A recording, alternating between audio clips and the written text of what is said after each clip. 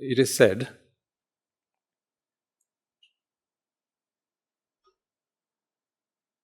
that if it rained a whole eon,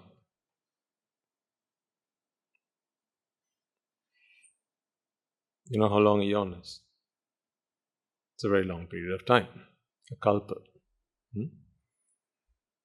If it rained for the duration of a whole eon, he could tell you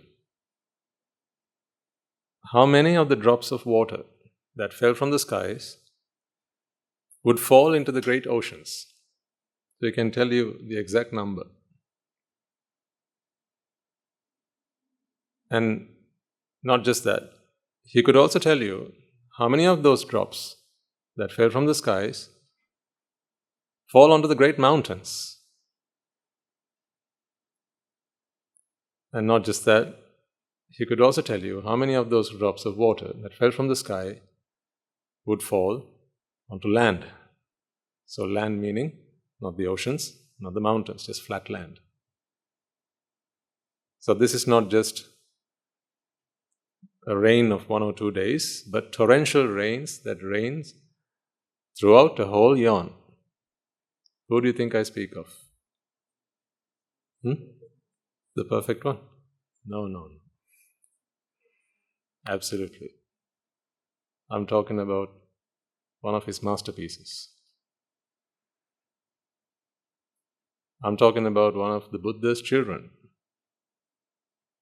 I speak of the great Sáriputta Thero.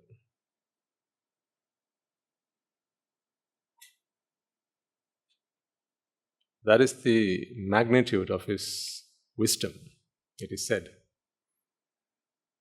On many occasions, the Buddha makes reference to the great Sáriputta Thero's wisdom. As you know, he was the chief among the wise monks in the Buddhist order.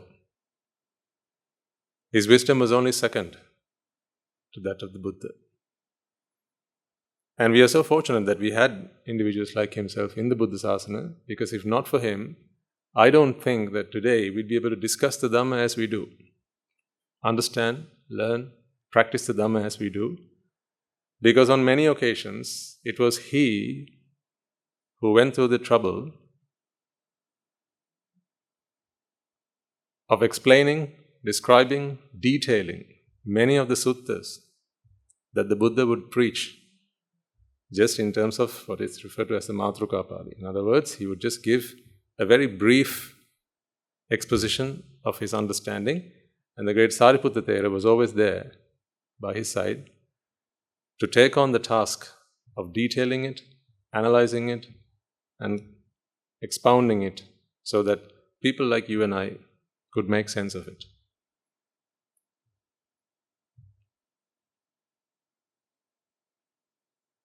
So if Sáriputta Thero was so great, can you imagine what his teacher must have been like? It is said that there is no one, if not for the Buddha, who could pose questions to the Sáriputta Thero to which he may not find an answer to. Now, on one occasion when the Buddha descended from the great heavens after having spent the 7th Vas retreat, he went up to the heavens to preach the Dhamma to his mother. And then once he descended to the city called Sankassa, a great congregation of the Mahasangha as well as many other devotees, just like yourselves, gathered to receive him. So the Buddha made use of this occasion to show off his eldest son. Who's the eldest son again? The Sáriputta Thero. He made use of this occasion to show off his skills. So the Buddha starts to ask a few questions of the audience. Initially he starts asking questions which even the Pruthakjanas are able to answer. So people start answering those questions.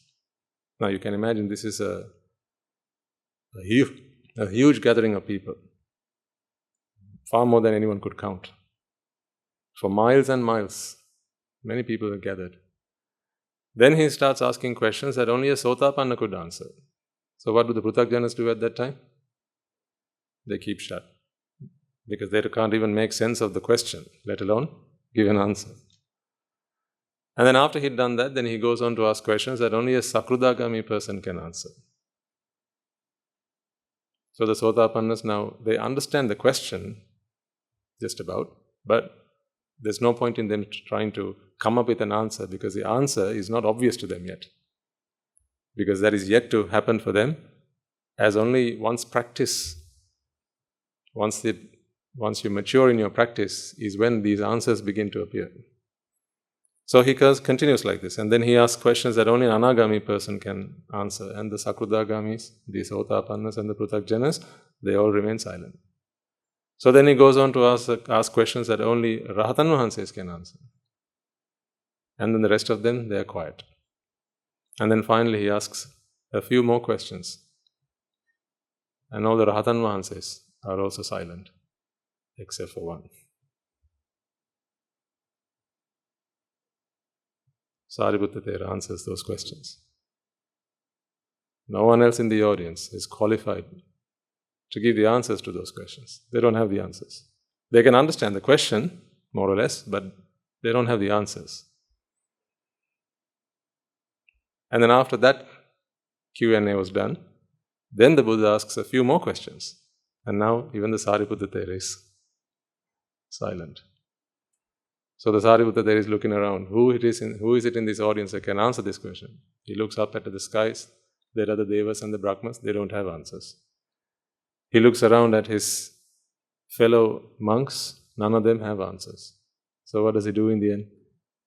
He brings his palms together and says, "Oh, Venerable Sir, there is not a mortal in this whole world who can answer these questions. If I have failed to answer those questions, there is none who can even make an effort to try and answer such questions, because these are questions that were so profound, and only a Supreme Buddha can answer such questions." So what does the Buddha do? Out of compassion, he answers those questions very briefly. And the moment he does that, Sáriputta Thero now has the answers. And then what does he do? He understands this, and then he goes on to deliver those Dhamma points to the other people who are gathered there, helping them attain various fruits of the noble stages. Wonderful and amazing things have happened in the Buddha's asana, but they're all rooted. They're all rooted in one place. These are the miracles. Just this morning I was thinking to myself, how all of you have committed your lives to the Buddha's asana. Today it has become that you no longer believe what your teachers say. I mean your school teachers.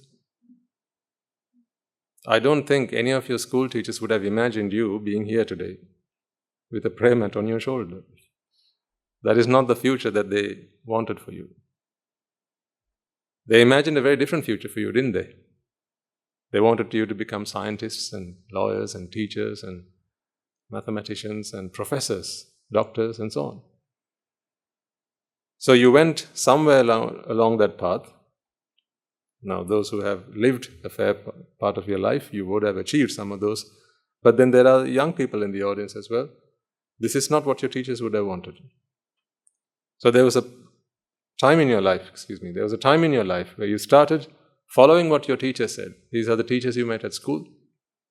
But then after that, you came across the Buddha's teaching, and now you no longer believe what they say. Now you believe what the Buddha says. So much so that you have actually changed the course of your life entirely. You were heading this way. This is where we all started. You were heading this way. There were teachers there. They were this way. Scientists, doctors.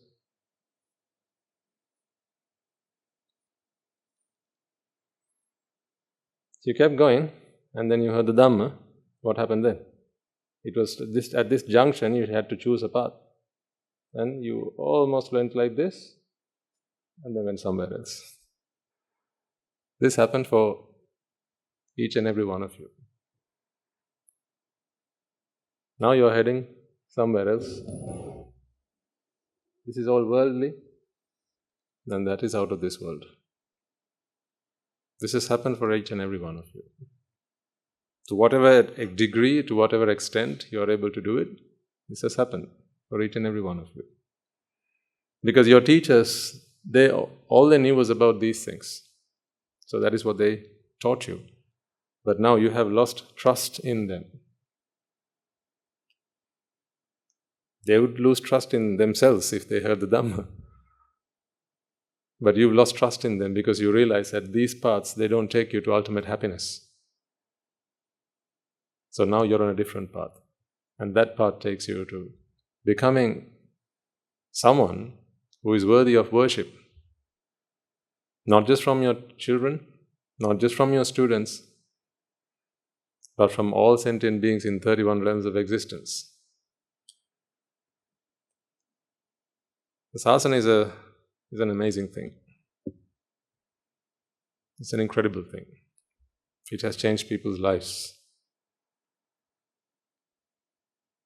Right from the great elders like the Sáriputta Thero, the Mahakāśyapa and the Moggallana Thero of 2,500 years ago, to the young Sāriputtas of today, to the young Kāśyapas of today, those who grow up having such individuals as their idols. Ask your child who his hero is today. Ask your daughter, ask your son who his hero is today. He used to name these people. Someone who was a doctor, someone who was an engineer, someone who was a scientist, maybe a rocket scientist. They would have had as their heroes. But today, if you ask your children who their heroes are, they're not people who will exist in this world. They're people who are out of this world. Those are their heroes. In fact, if I asked each and every one of you who is your hero, the answers that will come up to you would not be anyone here. You've now transcended the heroes in this world. In fact, there is no one in this world. If you leave the Arahatan Vahanses to a side, and because we have to consider that they are not really part of this world, although they live in this world, they are not part of this world, are they? There is no one in this world today who qualifies to be considered your hero. Don't you agree? Do you think if we asked people who live in this world to step forward, anyone in this world, right? People who are great scientists, great thinkers, very educated people, professors and so on, right? If we asked maybe even, what do you call them, Nobel Prize winners, right? Even if we asked one of them to step forward, if they believe that they are qualified to be your teacher or your role model, there's no one who can step forward today. Because to you, none of them are role models. Your role models are not worldly individuals. That is how your lives have transformed. This is the journey that we are on, ladies and gentlemen. This is the journey that we want to complete. This is the journey that we want to see to its end. And we have our fathers, we have our forefathers, we have those great men and women who have walked this path before us to guide us and to be our role models. That's why I mentioned one or two names there. The great elder Sáriputta Thero. What a fantastic role model. Unblemished characters. No weaknesses to spot, no flaws to spot. Where can you find people here who are unblemished? No flaws, no weaknesses. Here we'll have people who are maybe very good as a teacher, excellent in their professional careers. You've gone to the pinnacle of it. But is there anyone in the audience who can say that you are flawless? Would you really put yourself forward and say, be 100% like me to anyone? Could you say that? Not even I could say that. I couldn't say be 100% like me. You might say be 50% like me, the other 50 don't be like that. If you spoke to your children, you'll say, take the best parts of me but leave the other part. Don't take that from me. In some ways I'm an example, in other ways I'm an example of what not to be like. You might even say that to your children.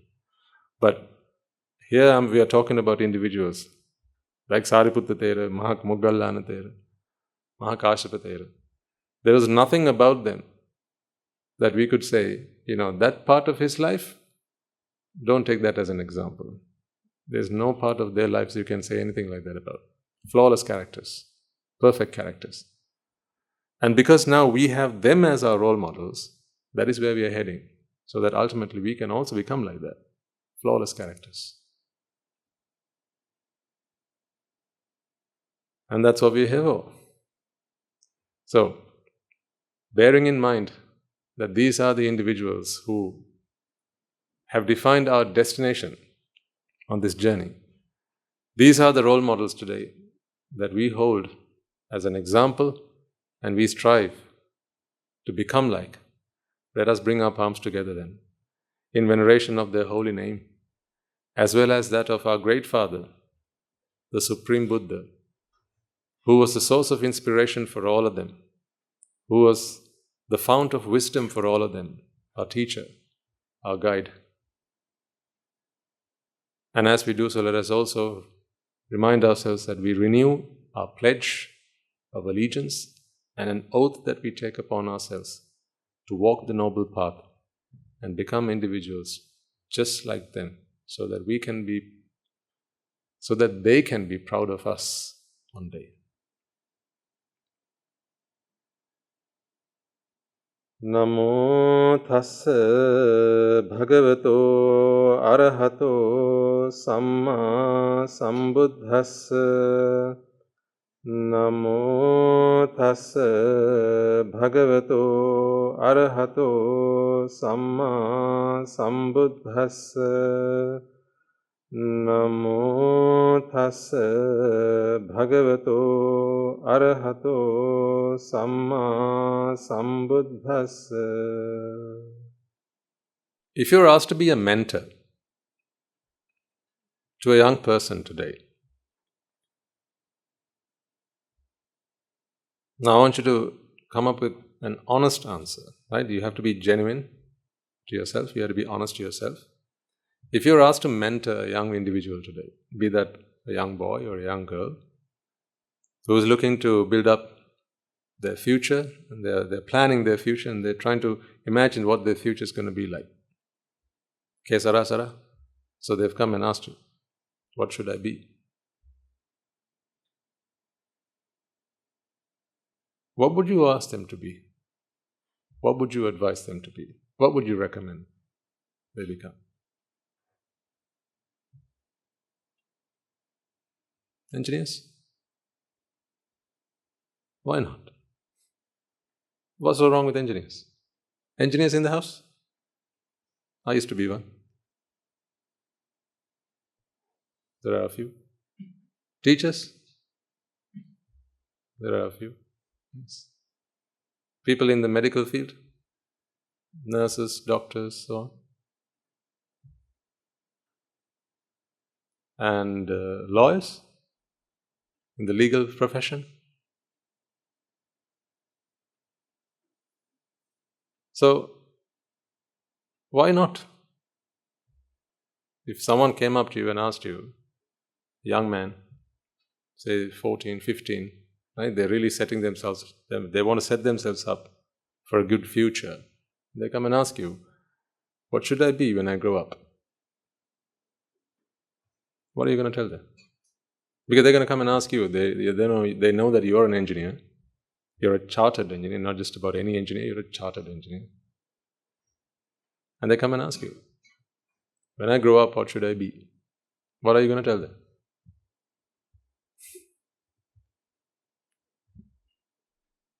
Not engineer? No? Teachers?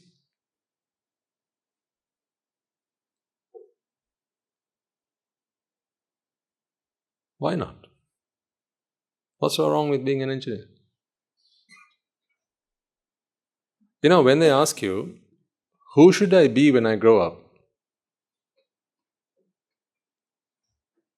If you have your wits about you, you need to understand that is not the exact question they're asking. they are yet to find the words to express the real question, because that's not the real question they're asking.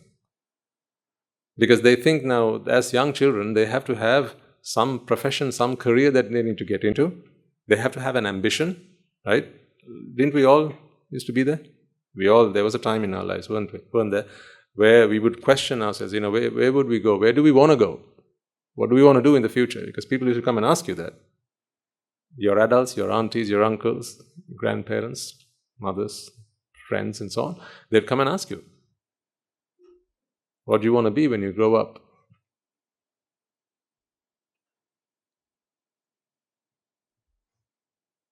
Now today, if they ask you this question, you're telling me that you're not going to give any of these answers. But these were the answers most likely that your parents would have given you. These were the answers your teachers would have given you. But why don't you give those answers today? I'm trying to get you to focus on a point that I want to try and make. Why don't you give them these answers today? They're coming and asking, what should my ambition be? And you're telling me that you wouldn't give them any of these answers which are commonly issued and offered as prospective ambitions to individuals. Young people, if you go to, like, if you find youth mentors, right, or youth counseling, these sort of programs where you can go and get advice and inspiration to go on to become someone in someday, and even if you go and get some consultation on what sort of programs, what sort of study you have to take. These are some of the professions. They are very well respected, very well regarded, very highly regarded, and society gives a lot of place and status to some of these professions I have put on the board. These are just a few, there are plenty more. But if asked you today, which one of these would you recommend to them? You're telling me none of them. Why is that? What's so wrong about becoming an engineer? Someone comes and asks you, when I grow up, I want to become someone, who should I be? You're telling me today you don't give the answer, Putta, go on and become an engineer, and I'll help you with that. I'll recommend the books, I'll recommend the courses, right? I'll give you instruction, I'll even mentor you. Because I'm an engineer, so I'll help you become one. You're telling me you won't say that today. Why not? What's so wrong with becoming an engineer? What is the question they've asked you? When I grow up, who should I be? Right? What should my ambition be? But you're telling me your answer is, you're certainly not going to say an engineer. Why is that? Because now you read between the lines. Although you hear the literal words, what should I be when I grow up? Now you know that the real question is not that. Is it? That's not the real question. Those days you used to answer that very question. People would ask that question of you and you would answer that question, the question that was being asked, like, what's your name? There are no two ways of interpreting that. You just give your name. So when people used to ask you, what should I be when I grow up? You give one of these answers. Usually the profession or the career that you were in, or you would give that as an answer. But today you're telling me that is not the answer you'd give, because you read between the lines. And when you start reading between the lines, you identify that there's a very different question that is being asked here. But the kid doesn't know that is the question they ought to be asking. Do you agree with me on that? So how do you interpret that question? Ambition. What is my ambition? What should be my ambition? How do you interpret that question today? What do I have to do to be happy? That is what they're asking, really. That question is dressed up in words such as ambition, career, profession, and all these other words. Future goals, right? These are aspirations. These are words that dress up. If you remove all that, the naked truth is simply, what do I have to do to be happy? That's why you don't offer any of these answers. But why not? Can't you be happy by becoming an engineer? I keep focusing on engineer because I was one, so I know what becoming an engineer is like.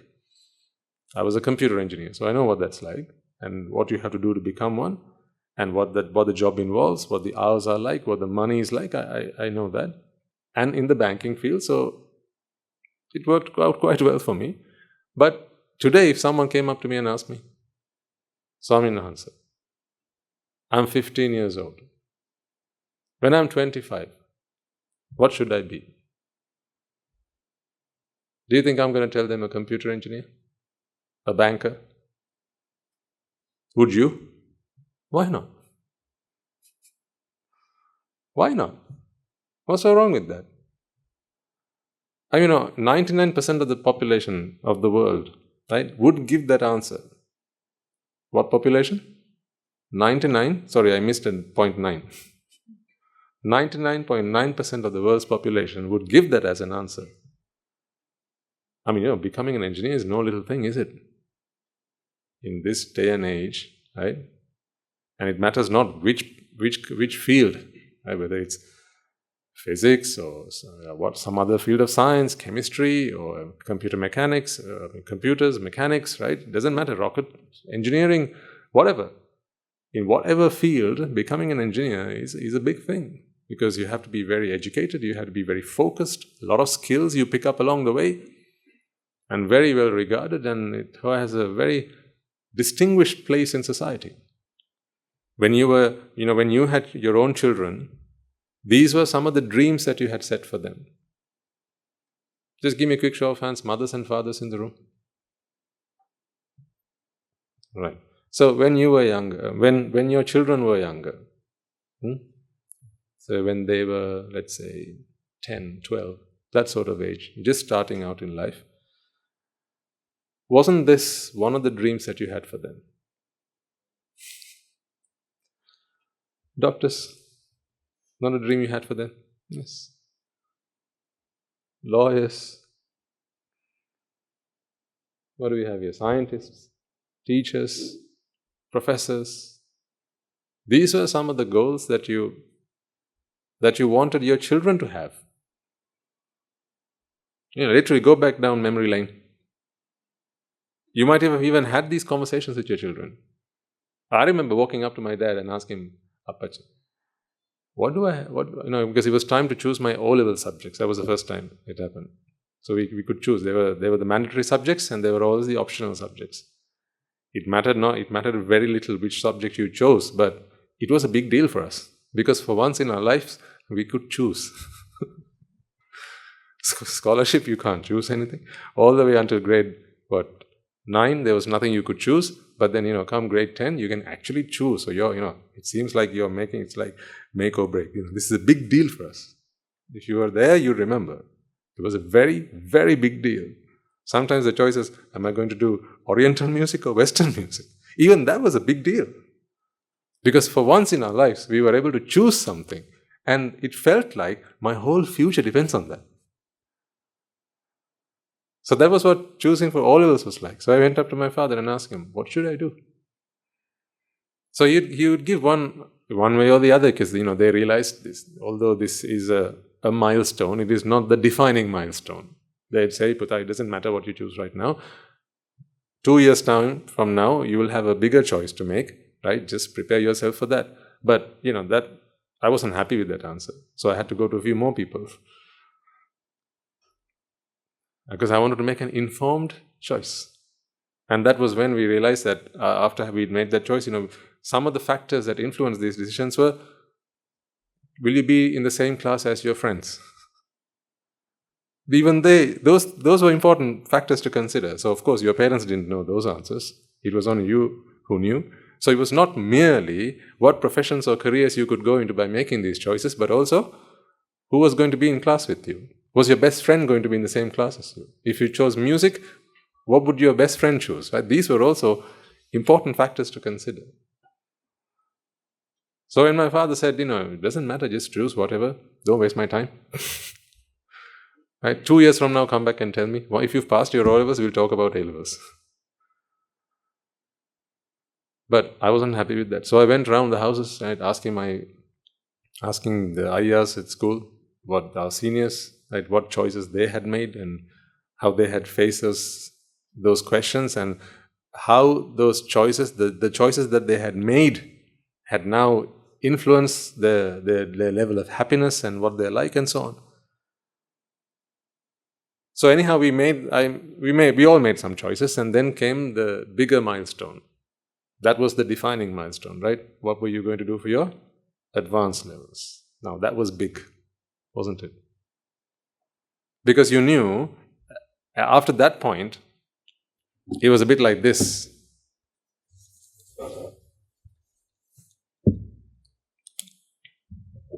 So you had your O-levels, now you had all the way from grade 1 to grade 9, right? This is like the main highway, right? So there are no side lanes.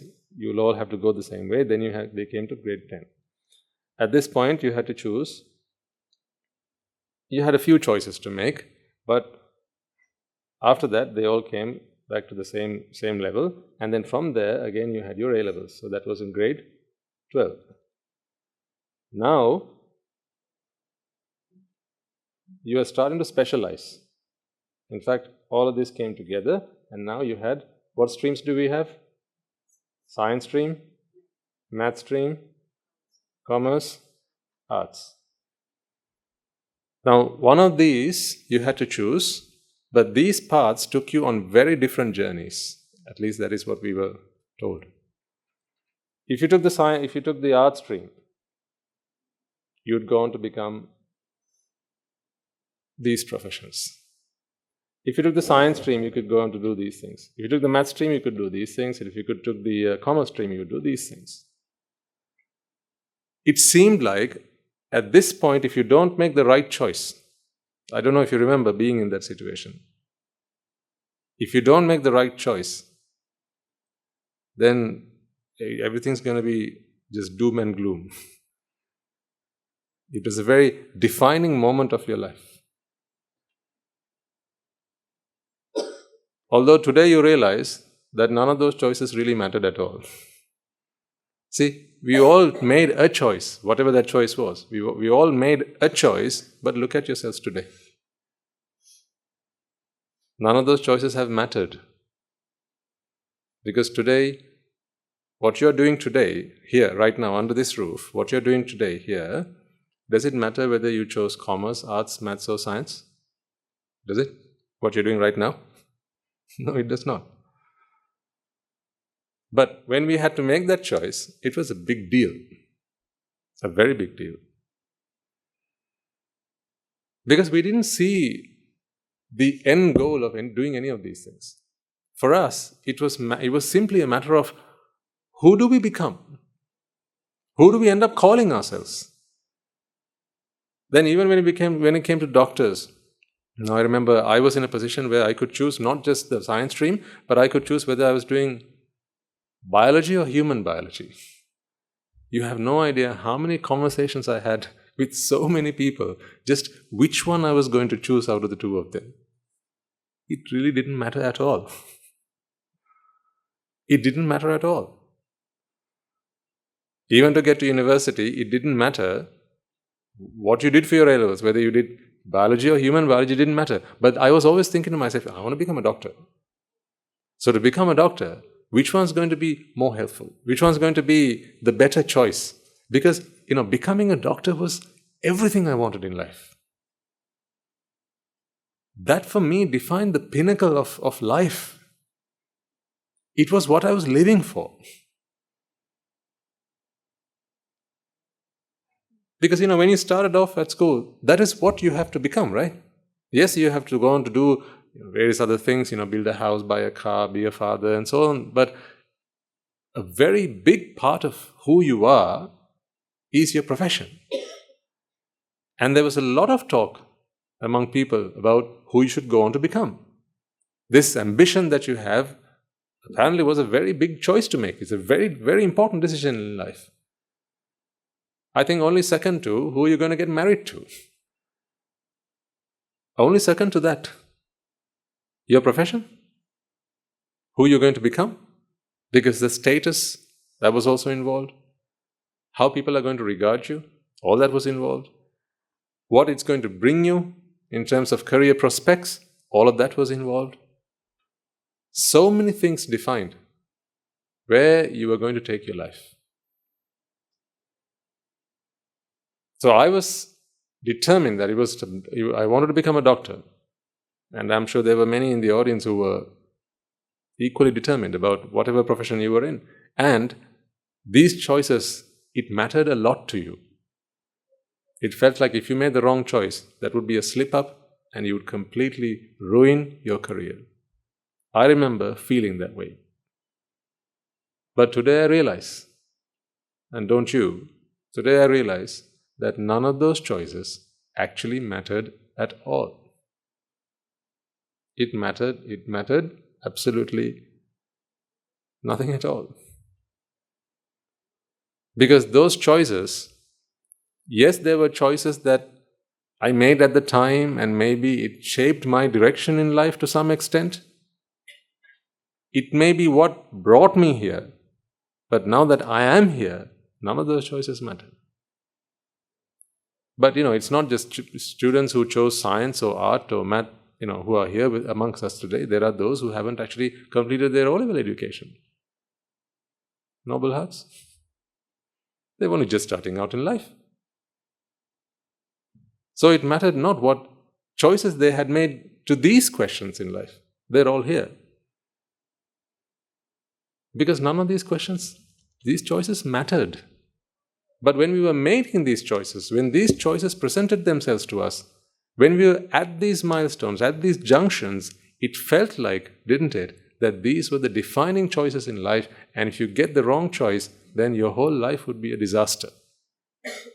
For me, it certainly felt that way. That's why when I ask you today, which one would you recommend?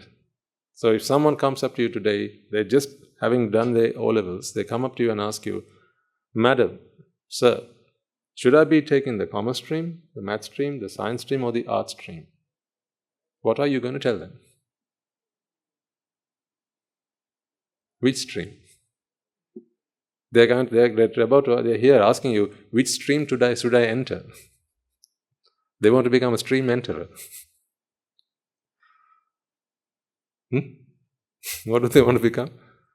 A stream enterer. So they're here asking you, which stream should I enter? What are you going to tell them?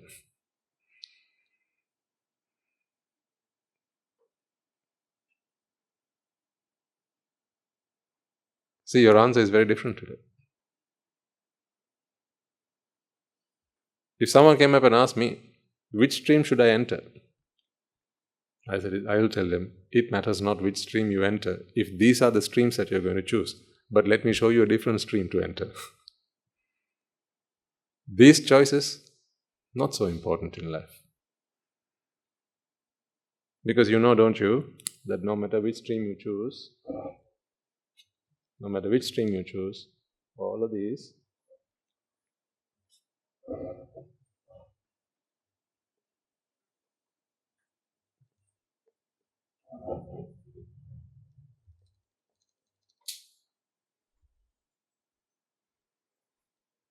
yes or no?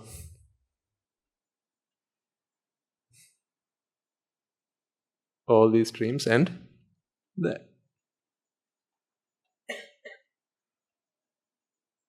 If all streams end in the great ocean, which stream should you row your boat in? If all streams take you to the same destination, which stream should you row your boat in? So, row your boat gently down the stream. But ultimately you end up dead. What's the point? And then what happens after that?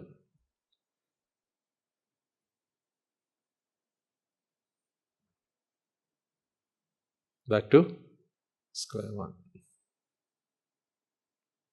How many times have you been through this cycle now? Have you mastered the right stream? So which choice is the right one? Tell me. Your children are going to come up to you and ask you this question. Mother, should I be doing the arts stream? Should I take the science stream? Should I take the math stream? Or should I take the commerce stream? Which one? And in O-levels, they'll ask you, which of the optional subjects should I take? Should I take music?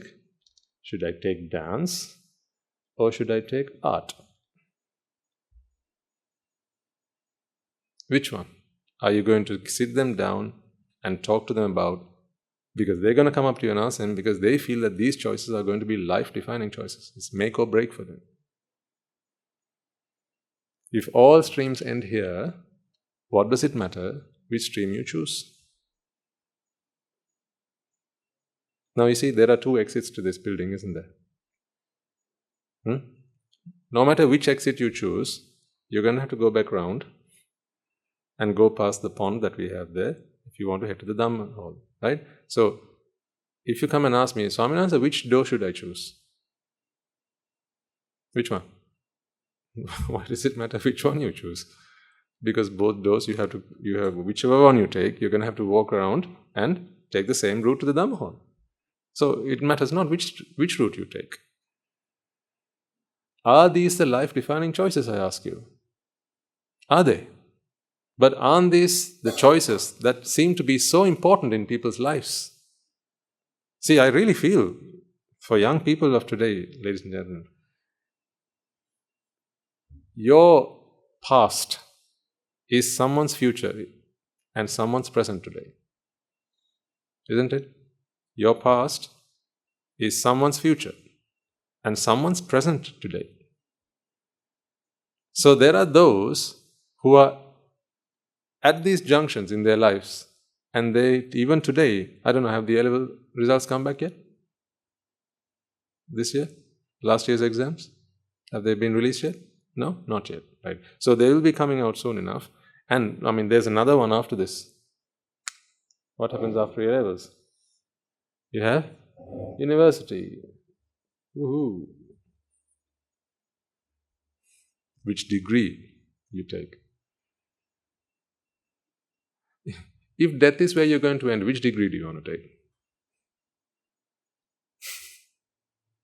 Which degree do you want to take? I remember making these choices. It felt like if I make the wrong choice, oh my God, life will be so harsh on me.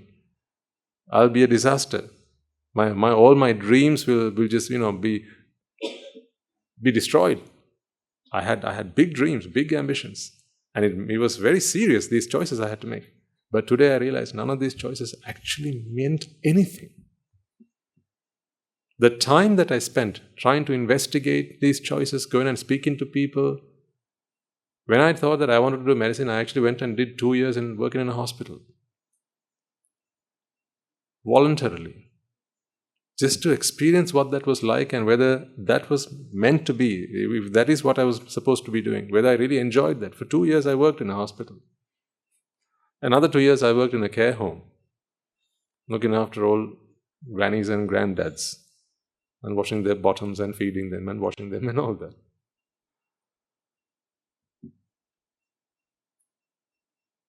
All that because I wanted to become a doctor and I wanted to make sure that that was what I wanted to do. See, I wanted to make the right choice, and that's why I put myself through that.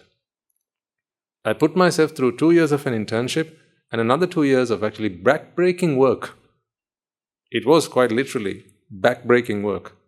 On some days we had about 25 patients you had to attend to, and when we were short-staffed, sometimes 2 staff members to look after 25, then sometimes there was only 1. So we'd start work around 6:30 in the morning. I'd have to get myself to the care home. And then from 6:30, sometimes it goes on till about 10 p.m. And it was very laborious.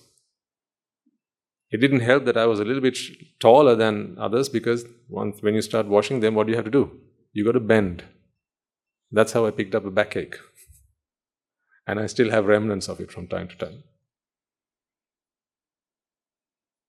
But I put myself through that because I wanted to make the right choice. Do I want to become a doctor? Do I really, really, really want to become a doctor? I'm telling you, why oh why did I waste my life? All those years. I'm not talking about doing the work. I earned merits out of it, although I had no real understanding about how those things would give me merits. Right? It was simply a choice that I wanted to make, and I wanted to make sure that I was making the right choice. That was all where my head was, but I'm sure I must have picked up a few merits along the way. I was not there for the merits. Okay? Let me be clear about that. But I might have earned a few merits, But I was there because I wanted to make the right choice. Was medicine what I really wanted to do? In the end, I didn't even do medicine. Although I had set my mind at it and I decided, yep, medicine was what I wanted to do. In the end, I went on to do computer engineering. My point is this, folks. All of that was to make sure that I made the right choice. Do you think I was making the right choice and doing the right things to make the right choice back then? I was not. Because that was not the right choice. It was not the choice that I had to make, really. Because I thought the question that I had to come up with an answer was, what is the career? What is the profession that has to be mine? That I thought was the question. In fact, what was my ambition? That is what I thought. Today I realize that is the same reason why you tell me, when someone comes up to you and asks you, what ambition should one have? You tell me, today you read between the lines and you realize that is not the actual question they're asking. But today only I realize that the real question that we're all asking is, how do you be happy? None of these paths lead to happiness. None of them. Absolutely none of them. But don't you see how the whole world, the education system that we have, we have a very sophisticated education system nowadays, don't we? You have a plethora of choices that you can make. Those days, we used to have very few choices. Do your O-levels, do your A-levels. It was, one or maybe two or three options we had. I remember when I was younger, we had 4 back then. But even before that, I think there were only 3 choices you could make. They didn't have commerce a long time ago. Science, maths, and arts or something. Yeah. Now you have these choices, and if you want, now you can completely step outside this stream, the local A-levels, and you can start doing, what do you call them?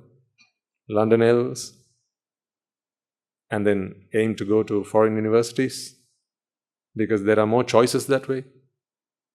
People are very keen to make sure that they have as many options and as many doors open to them, so that they can keep making those choices until they get to ultimately that very specific place that they want to be in life. But alas, all the wrong choices. If you drive down, one of these streets in Colombo, and I can't remember their names now. Let's just take in Kolpeti. It's been a long time since I went that way, so I can't remember the names, right? If you go down, say Gold Road, if you drive down Gold Road, just take a count of how many educational establishments they have scattered around the place. They'll all be places that give our young people choices. Choices to get them to a certain ambition in life. And these establishments, they're not little places. They're big establishments, very well established, many years of experience. They'll have consultants there you can go and speak to. Some will even hire consultants from outside. They'll bring down people from foreign countries, from foreign universities. They have open days where you can actually go and visit them and talk to them and ask them questions about, what we can do, what are our options, what are our choices, how can I get my children to have the best education. Then there are places that they will lend you the money. They'll give you student loans, they'll give you grants and all sorts of things. You can apply for them, and it's very sophisticated. But what a pity, we are still talking about making the wrong choices. Do you see how it is much ado about nothing? We're talking about doing a lot, but it's about nothing meaningful. And I'm talking about one choice here, about education. There are many more choices that will come in life, like who you're going to get married to. Another important choice. Yes, they can make life hell for you, or they can make life sort of a heaven for you, but ultimately, both of them lead here. See, whichever partner you get, ultimately you end up here. Whatever education you get, ultimately you end up here. Whatever you choose to dress, ultimately you end up here. So these are all the wrong choices to be making. It's not a choice between which of these A-level streams you have to take. I mean, okay, choose one. But whatever you choose, it matters not. I am an example of that. And as are we all examples of that. Why is it that we all chose different streams and yet we are all back here? We are all back here. We are all now here at the feet of the Lord Buddha, looking for answers from him. Because university didn't have the answers. But how many years did you spend at university? How many years did you spend at university? 3 years minimum? 4? 5? 6? Did they teach you to make the right choices? What did you learn at university? How to be happy? Did they teach you how to be happy at university? I ask you. Ladies, gentlemen? No matter how many years you spent at university, where do you end up again? Here. So, it's not an important choice, is what I have to say. It's a choice, and we have to make some choices. Whatever choice you have to make. But it is not the defining choice. It is not the most important choice. But if you ask a lot of people, young people these days, if you ask parents these days, these are the most important choices that they have to make for their children. Wrong. They've completely got it messed up. These are not the right choices to be making. It's a pity, don't you think, that we as human beings, we have such intelligence. We have so much intelligence about us. But we spend a lot of time making choices that mean hardly anything at all. It's like when when you're procrastinating, right? Say you have an important assignment, a task to do. Say you have some homework to do. One of the best ways to try and avoid doing that is to try and choose which pen to use. Do I use the blue pen, the red pen, the black pen? Which one? You can spend your time trying to pick the right pen to do the task. Does the task get done that way? No, it doesn't, because that is not an important choice. But often we spend time making those choices. Like another example might be, you have to do your homework. Where are you going to do it? Are you going to do it in your living room? Are you going to do it in your bedroom? Are you going to do it in the sitting room? Are you going to do it in the TV room? Like, people spend a lot of time trying to find where to do the homework. How many marks do you get for that? None? None at all. But these are perfect techniques for procrastination. People do that because they don't like to do the homework. Those who like to do the homework, it doesn't matter to them what pen, just pick whichever one you can find. Wherever you are, open the book and start working. But when we procrastinate things, when we don't like to make the important choices, we just spend our times making trivial choices. Life is a summation of all that. Unfortunately, it has come to that. Right from when you started to when you end, the total sum, the net result of all of the choices you have made is as if you made no choice at all. Just put aside the Dhamma that you have learnt, put aside the journey that you have made on the noble path, and give me a nod whether you agree with me on this or not. The net result of all of the choices you have made. So we're ignoring the Dhamma, we're ignoring the noble path, we're ignoring your practice towards Nibbána. The net choices you have made, okay, ultimately has zero effect on your life because you're back where you started. Yes, you earn some merits along the way. Some of the choices might have been, am I going to do a meritorious deed or an unmeritorious deed? Those choices, yes, they mattered, but merits and demerits, you've done plenty of them in your life. In your life in samsara. That's all we knew to do. Good deeds and bad deeds. Good deeds and bad deeds was what brought you here. What brought you into this human world? Good deeds and bad deeds. Kala sukkang and kala sukha vipakam. That is what has brought you here. And this is what's going to get you from here to another place. And then from there to another place. And then from there to another place. So this jumping from one place to another is the best you can do with merits and demerits. So all of these choices, the net result of all of this is absolutely nothing. Nothing meaningful. But now you're beginning to make some important choices, meaningful choices. And those meaningful choices start the moment you choose the Buddha Sasana. When did you learn, and in which course did you learn, that when you have a problem, when you have a vexation, what you should do about it? When you are disappointed about something, when you are angry about something, which course teaches you what to do when you're angry about something? Not anger management courses. They don't teach you what to do when you're angry. They teach you how to manage your anger. They don't teach you how to rid yourself of anger. They don't teach you that. There are no courses that you can take. How much can you pay for an anger eradication course? How much is it? An anger eradication course? Which university offers them? Oxford? Massachusetts? MIT? Do they offer anger eradication courses? They don't. Can you go to Harvard and get a degree in anger eradication? You might become an anger management specialist. That you can get at Harvard. I'm sure you can. But how can you get an anger eradication specialist? How can you become one of those? Because they don't have the answers. I'm trying to help you figure out one of two things really. One, how fortunate you are. How fortunate you are, how fortunate we all are now that we are actually making the important choices in our lives. All these years, folks, we've spent so much time fiddling with the trivial choices that have been presented to us that actually meant nothing. It mattered not which choice you made at each of those junctions.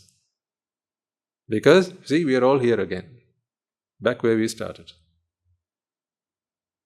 So none of those choices actually meant anything. So how fortunate we are to be able to do that, and secondly, to have a think about where 99.9% of the world's population today spend their time wasting their time. Because the net result of all that is a big fat zero. What a pity. So let's never find ourselves trying to go through these trivial choices that we have to make in life, just to get to the next stage, because that is not the important choice to make. The important choice to make is, when you're angry, what do you do about it? When you're vexing, what do you do about it? When you're disappointed, what do you do about it? These are the important choices to make. You get onto a bus, you get onto a train, you have reserved a seat. You can reserve seats on trains nowadays, can't you? Yes. Buses, intercities, yes, you can reserve a seat. You have reserved a seat, you get onto the vehicle, and your seat is taken. Someone has come and taken your seat. They've taken the liberty to keep your seat warm for you. So you walk up to them, and the moment they see you walking up to them, their eyes shut, and they pretend that they're asleep. You know that this is just pretending. That they were fine, they were fully awake as you got onto the bus, and now they saw you approaching it and checking your ticket and the seat number. They saw you doing that, and now they're asleep, pretending to be asleep. What is your reaction in this moment? How do you begin? How do you process this? Don't you feel angry? Don't you feel like they're doing, they're doing something they shouldn't be doing? That is, yes, they're doing something they shouldn't be doing. That's fair enough, right? But what is your emotional reaction to that? You feel anger. You feel annoyed. And now you feel like you have to approach them and talk to them. All of that is fine. Approaching them, talking to them, reminding them, excuse me, sir, this is the seat that I've booked. Would you mind? All of that is not the problem. But even before you approach them, you are beginning to feel anger within you. There's resentment. You're annoyed. And that's, you have already failed. already failed. Because, you're going to get a seat, but who's going to be sitting there? Someone who has failed. You're already angry. So they've already taken your happiness away from you. If happiness is all we want to be, they've already taken your happiness from you. So how do you deal with such a situation? Which course teaches you how to be like that? How to address these problems? If you become which one of these, do you not feel anger in such situations? See, the answer to this only lies in anicca, dukkha and anatta. So do you know how to apply anicca in such a situation? How do you tackle these problems when they come to you? These are the practical problems, right? You woke up and someone's taken your seat. Now, I'm not talking about walking up to them, confronting them, but confronting them politely. Right? There are two ways in which you can do that. You can confront, you can talk to them. Sir, this is the seat I have reserved. I think it is. Do you mind if I take my seat? That's one way. You can also say the same words, but inside you're burning. Being polite is simply an external facade, right? What's going on inside, who knows about that? You know what's going on inside. Externally, you can be polite and very courteous to people, but inside, if you're burning, you've already lost. These are the places where you shouldn't lose in life, because these losses, they're very expensive losses. Because when you get angry, you have failed the purpose you came into this world in that moment. That citta will never be happy again. Yes or no? That citta will never be happy again. Because it's never going to come back again. See, you let a citta go by, and that citta is never going to be happy again. Because, there is no you to be happy or sad, right? Think about this for a second.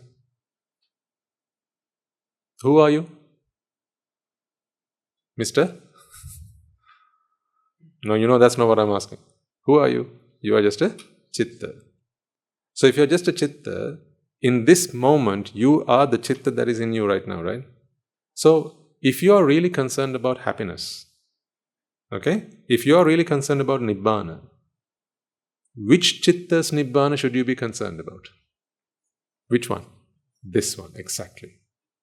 Let's focus on that. I'm trying to get across a really, really interesting and really important point to you. When we often think about Nibbána, we are thinking about the Nibbána that comes in the future. Then you think about, I am going to attain Nibbána. There is no I to attain Nibbána, so that sort of Nibbána never comes. If you are thinking about attaining Nibbána tomorrow, it is not Nibbána that you are trying to attain. Let's get that straight. Nibbána doesn't come by post. It doesn't come tomorrow. Nibbána is Nibbána here, right now, because all you have is the citta that you have right now. So you can't aspire to Nibbána tomorrow. You either are in Nibbána or not in Nibbána. These are the two choices you can make. Because the next citta you're trying to get to Nibbána, it's not here yet. So there is nothing for you to do for that citta.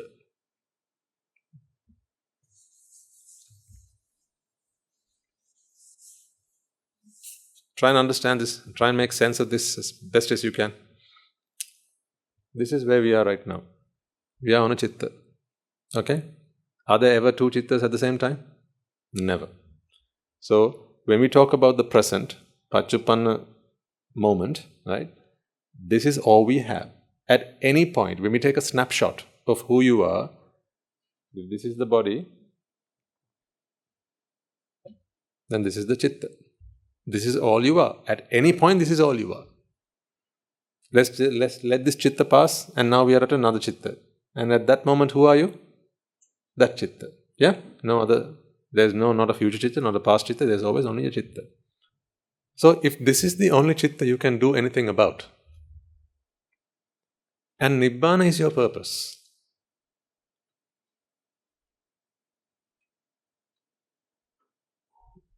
whose Nibbána can you actually have an impact on? Whose Nibbána can you have an effect on? Only this citta's, right? It's only this citta's Nibbána can you be concerned about or do anything about. There is nothing you can do. This is the present. This is the past. This is the future.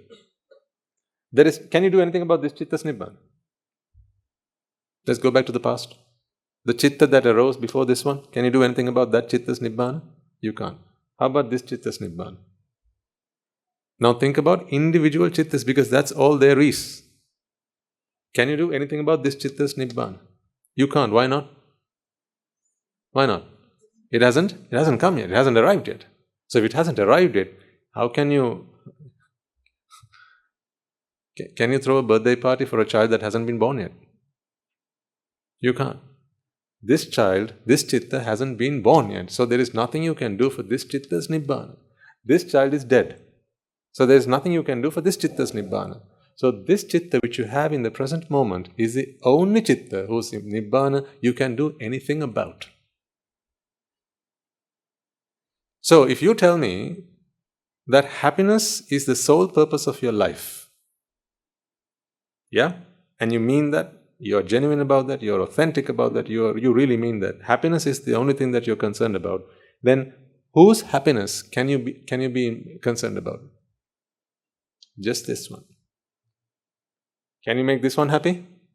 Can you make this one happy? You can't. This one is dead and this one hasn't been born yet. So this is the only one whose happiness you can actually do anything about. This hasn't come yet. So if happiness is the purpose that you want, when I say happiness in life, life is only what you have right now. When I say, do you want to be happy in life, I don't mean about this chitta and I don't mean about this chitta either. Because those things, how do you know whether this is ever going to come to you or not? What guarantee do you have that this chitta will ever arise in you? You have no guarantee. So then it's unfair to consider this to be part of your life. And this is already gone, so there's of course nothing you can do about that. So the only chitta you can influence, you can impact, is this present chitta. Now, you step into the bus, you have booked your seat, it's reserved, but you walk down the aisle and you see that someone sat there. Which chitta is experiencing anger? This one, or this one? This one. So, are you okay for me to erase all this, the rest of it, because there's nothing we can do about them? Yeah? So I'm going to take this one out, because there's nothing we can do about it. I'm also going to take this one out, because there's nothing we can do about it. Let's focus on the only thing we can do something about. Now you're angry.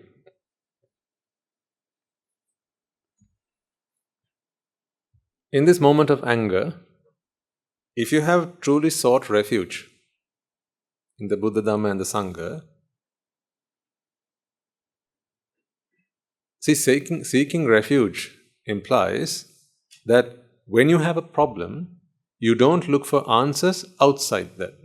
That is what seeking refuge actually means.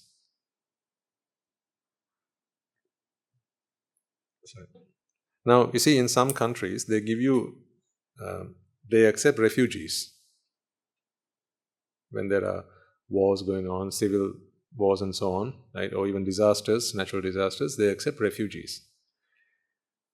When a country accepts a refugee, a nation accepts a refugee from another nation, they accept that from here on, henceforth, this individual will be completely reliant on the infrastructure, on the services, and whatever our nation can offer him. So, when you come in as a refugee, to whichever country you go to, what you're saying is, when you apply as a refugee, there is my home country, where I'm originally from. They cannot sustain me, and I'm not happy there, or there are some threats there, and so therefore from here on, I'm entirely reliant, entirely dependent on the generosity, on the charity of the country into which you're going into. The same concept applies when you take refuge in the Noble Triple Gem. So you can't claim to have taken refuge in the Buddha, Dhamma and the Sangha if, when you have such problems, such as anger, you resort to means other than the Buddha, Dhamma and the Sangha to address them, to find solutions. Buddha, Dhamma and the Sangha. The Buddha, Dhamma and Sangha are all to be found within. The Buddha arises in this citta. The Dhamma is applied to the citta. The Sangha is what the citta does with the Dhamma. I'm showing you how Buddha, Dhamma and Sangha relate to an individual citta. We've not talked about this before. We normally think of taking refuge in the Buddha, Dhamma and Sangha. You think, right, I have committed my life to the Buddha, Dhamma and Sangha. We think about in individual terms, don't we? We as individuals have taken refuge. This morning you observed the precepts. Before you observed the precepts, what did you do? You took refuge. Buddhan saranang gacchami, and so on. So you feel like you are, you have taken refuge in the Buddha, Dhamma and Sangha, and you are holy. You feel that way. What I'm trying to relate to and show you is, individual chittas are all there are. There are no individuals. No future chittas, no past chittas. This is just the present citta that we have, that we can deal with. So therefore, the Buddha, Dhamma and Sangha must have some way to apply to an individual citta. Otherwise, it doesn't apply to anything. Don't you agree? If the Buddha, Dhamma and Sangha cannot apply to an individual citta, what does it apply to? Me or you? Who? It can't apply to any of these people like you and me because there are no such people, right? All there are chittas. So therefore, Buddha, Dhamma and Sangha must apply to an individual citta. Buddha is what this citta should aim for. Buddha is the state, the natural state of this citta. Until it is defiled by kleshas or defilements. Buddha is that natural state. So if it is born with defilements, then Buddha is the target. Buddha is the goal. Buddha is the ambition. Dhamma is the teaching, the instruction that is required to achieve that state. And Sangha is what the citta does, the practice of that Dhamma to achieve that status. All within an individual citta. That is how Buddhang saranam, Dhamman saranam, Sangham saranam gacchami to an individual citta. Now, let's go back to that situation. You booked your seat, but there's someone there that annoys you. Who's angry? Citta is angry, exactly. The citta is angry. Not I am angry, or I will be angry, I was angry. This is just grammar. But in real terms, there is no such thing. There's just anger in the present citta. This citta is angry because it hasn't sought refuge in the Buddha, Dhamma and the Sangha. That's all. So now, we are trying to learn how an individual citta can take refuge in the Buddha, Dhamma and the Sangha. Because once you have taken refuge in the Buddha, Dhamma and Sangha, there is no room for anger. Anger goes away. Because what is Buddha after all? Can Buddha exist with anger? Have you heard of the angry Buddhas? You have heard of laughing Buddhas. But there are no such things called angry Buddhas. Because those two are not compatible. Buddha is a natural state of the mind. A mind that is free of defilements. So, anger and Buddha are mutually exclusive. So the only reason then that anger has taken over is because there is no Buddha in the citta right now. What helps the citta become Buddha is the Dhamma. That is the teaching. But you can't do it with just the Dhamma, you have to do Sangha. What do you mean by do Sangha? Practice. So you need to know what to do and then you have to do it to get to Buddha. Now we've learnt about anicca. Let's think about how we can apply the anicca is the Dhamma. Anicca is the Dhamma. What is Buddha in this context? Asking them to get up and leave. Is that Buddha? Having a go at them? Is that Buddha? No. What is Buddha in this context? This is Buddha. If you can get your citta to a state where there is no longer anger by applying the Dhamma. I mean, someone can come and hit you on the head and then you are unconscious. That is not Buddha. Then also you don't have anger. in that citta. Right? That is not what I mean. If they get up and offer you the seat, then again you are no longer angry. Is that Buddha though? That is not Buddha, because the Dhamma hasn't done anything yet. This person has helped you to relieve yourself of that vexation, but the Dhamma hasn't done anything yet. If you have achieved a level of happiness and the Dhamma was not involved, don't be fooled to think that was Buddha. There's only one path that can get you to Buddhahood, and that is the Dhamma. Without the Dhamma and the Sangha, if you have achieved a level of happiness, some kind of happiness, be assured that is not Buddha happiness. That is some other kind of happiness. Meaning it is very temporary and it's conditional. There's always something that can take it away from you. For you to ever have an unconditional, unshakable happiness, it must have been done by the Dhamma. If you want, you can repeat after me, just so you never forget it. For there to be a happiness that is unconditional, it must have been done by the Dhamma. If anything else gives you a level of happiness, and even if you feel that, no, this is unconditional happiness, and if it wasn't the Dhamma that did it, no, that cannot be so. It cannot be so. So never be fooled. If you want to know whether a level of happiness you have achieved is unconditional, ask yourself one question. What? Was it the Dhamma that did it for me? If you say, no, it was my mother who did it for me, is that unconditional happiness? Cannot be. My wife did it for me. Can it be unconditional happiness? No. She made me a nice cup of hot chocolate. And I'm very happy as I sip my hot chocolate. Is that unconditional happiness? Cannot be. Why so? Because it wasn't the Dhamma that did it. So any unconditional happiness can only be attributed to Dhamma. Right? So the Dhamma is anicca.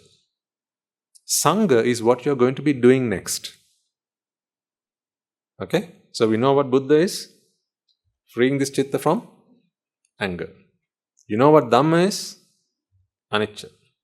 Anicca, dukkha, anatta, right? All that, but let's just focus on anicca for the time being. What is Sangha? That's what you're going to do now. So let's talk about Sangha. Here's what you're supposed to do.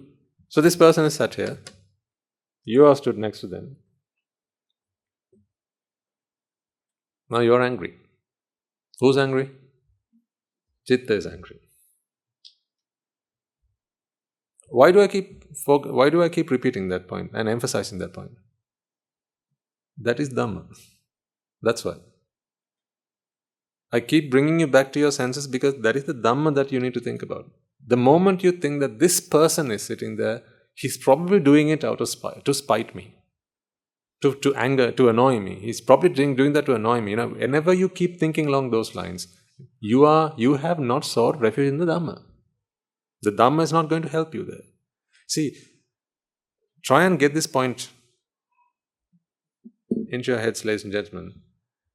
This is a very, very, very practical situation, and the application of the Dhamma, in other words, your Sangha. Your Sangha. Who's your Sangha? Sounds like a name, your Sangha. Your practice is practice is a practical thing, of course it is. It is something you have to do then and there. What I'm trying to talk through to you is how you apply this anicca in that situation. The situation is you're angry because someone's taken your seat. It might even happen here. Like, let's say, you find maybe you sit down in the same spot every week, right? You become used to that. But you come in one Saturday and then someone else has taken your seat. This could happen to you. And if that happens to you, now, no matter how many times you've observed the precepts, no matter how many times you've said Buddhan Sarnan, Dhamman Sarnan, Sanghan Sarnan Gacchami, you have not sought refuge in the Dhamma, Buddha, Dhamma and Sangha yet. Not forever, yet. So it's time to actually start seeking refuge. So bringing your hands together and chanting Buddhan Sarnan Gacchami is merely a chant. It's just a chant. It's just to keep you happy, that's all. To make you think that you have sought refuge in the Noble Triple Gem is just a custom that we do. Can you not do Buddhan Sannam Gacchami and then go and stab someone? Or steal something? Huh? Or, go adultery? How does that be someone who has observed or sought refuge in the Noble Triple Gem? The moment you're angry, you are no longer in refuge. In that citta, you are no longer in refuge. Whenever the Buddha resides, now Buddha, I don't mean the Buddha, Buddharajanan Vahanse, I'm not talking about him. I'm talking about a state of mind. A mind where there is no anger. If that is the state of mind that you're in, that citta has achieved Buddhahood. Now, how do we apply Dhamma? The Dhamma to solve this problem. So, go back to the situation.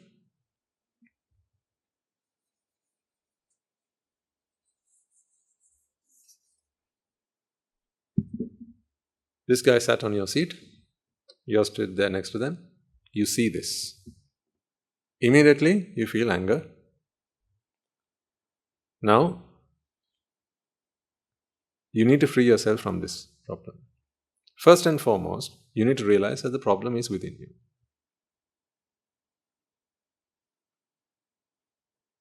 For every instance, for every moment that you think the problem is out there, you will not find refuge in the Buddha. The Buddha cannot help you, the Dhamma cannot help you. See, if you think the problem is with the guy sitting here, who can help you? Who can? The guy can. This guy can. He can help you. He can stand up and leave. Or jump to the next seat. Is that seeking refuge in the Dhamma? So therefore, is that unconditional happiness that you have just discovered? No. Why is that? For it to be unconditional happiness, what must have solved the problem? Dhamma must have solved the problem. Not this guy. So in these moments, if you as a devout practitioner, as a Shravaka, as a Shravika, as an Uvasi, as an Anagarika or a Swamin Vahanse, if in these situations your immediate response is, yo, that's my seat, man. You're not giving yourself an opportunity to actually practice the Dhamma. It's a lost opportunity. I'm slowing time down here to help you understand this situation, because I can only give you this situation now so that when it actually happens to you, you can then, this is the practice arena. When you're out there, when you're fighting with your demons, right, I won't be there. So in those moments, the first thing you need to do is not to ask them to get up and leave. Because the moment you ask them to get up and leave, it's not the Dhamma that's helping you. Because you're never going to have both the Dhamma and, let's call him Tom. Tom and the Dhamma are both not going to help you at the same time. You have to choose one or the other. If Tom's going to help you, the Dhamma's not going to help you. If the Dhamma is going to help you, you don't need Tom to step in. Or in this case, step out. You don't need. So, in such a situation, try and stop yourself. Try and stop yourself. Hold this instinct, your gut instinct, to try and ask Tom to stand up and leave. Do it only after you have dealt with anger. Let me say that again. There are actually two problems here. I don't know whether you can spot it. First problem, Tom has taken your seat. Second problem, absolute. Well done. There are two problems here that we have to solve. The funny thing is though, if Tom gets up and leaves, what happens to the anger? That also leaves. It's like, say you have a pet dog and you haven't washed the dog in, say, 3 weeks. Right now the dog stinks. Okay? It hasn't bathed. Fleas, and the dog stinks. Now the dog is walking around, he's come and is sat down under your seat, okay, under your chair. Now it smells, doesn't it? It stinks. There are two problems though. In fact, two things going on. One, there's a dog under the chair. Two, there's a smell. If the dog leaves, what happens? The smell goes as well. But does it actually solve the problem of the smell? Does it? No, because what can happen next? You chase a dog away, and what can the dog do again? Come back again. And this time it's going to come back even smellier, because it's going to come again 2 days later.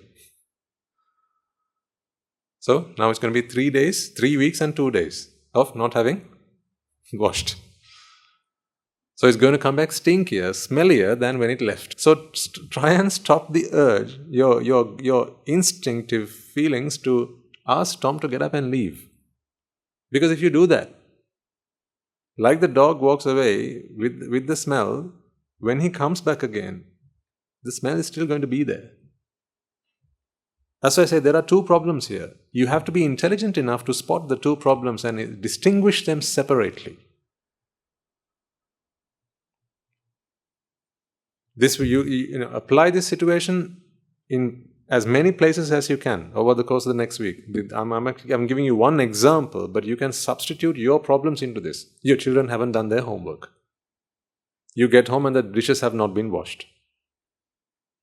You ask someone to run an errand for you, go and pay some bills, whatever, and they haven't done that. You ask someone to switch off the tank, and now the water's overflowing, right? And they haven't done that. So when you get back home, you realize that the water's been running and you have wasted so much water. See, these are moments in which you might feel anger. But the most important thing to do here is first distinguish the two problems as separate problems. The motor has not been switched off. Yes, that is one problem. Anicca dukkha anatta cannot help solve that problem, can it? If you walk in front of your motor and go, Anicca, do you think it's going to switch itself off? No, you need a timer for that. So that next time it doesn't happen. Or an auto switch. Right? So it picks up when the tank is full. That problem, science and engineering will solve. You need science. These are the practical problems. But this problem is an internal problem. One problem exists outside, the other problem exists inside. What is the outside problem here?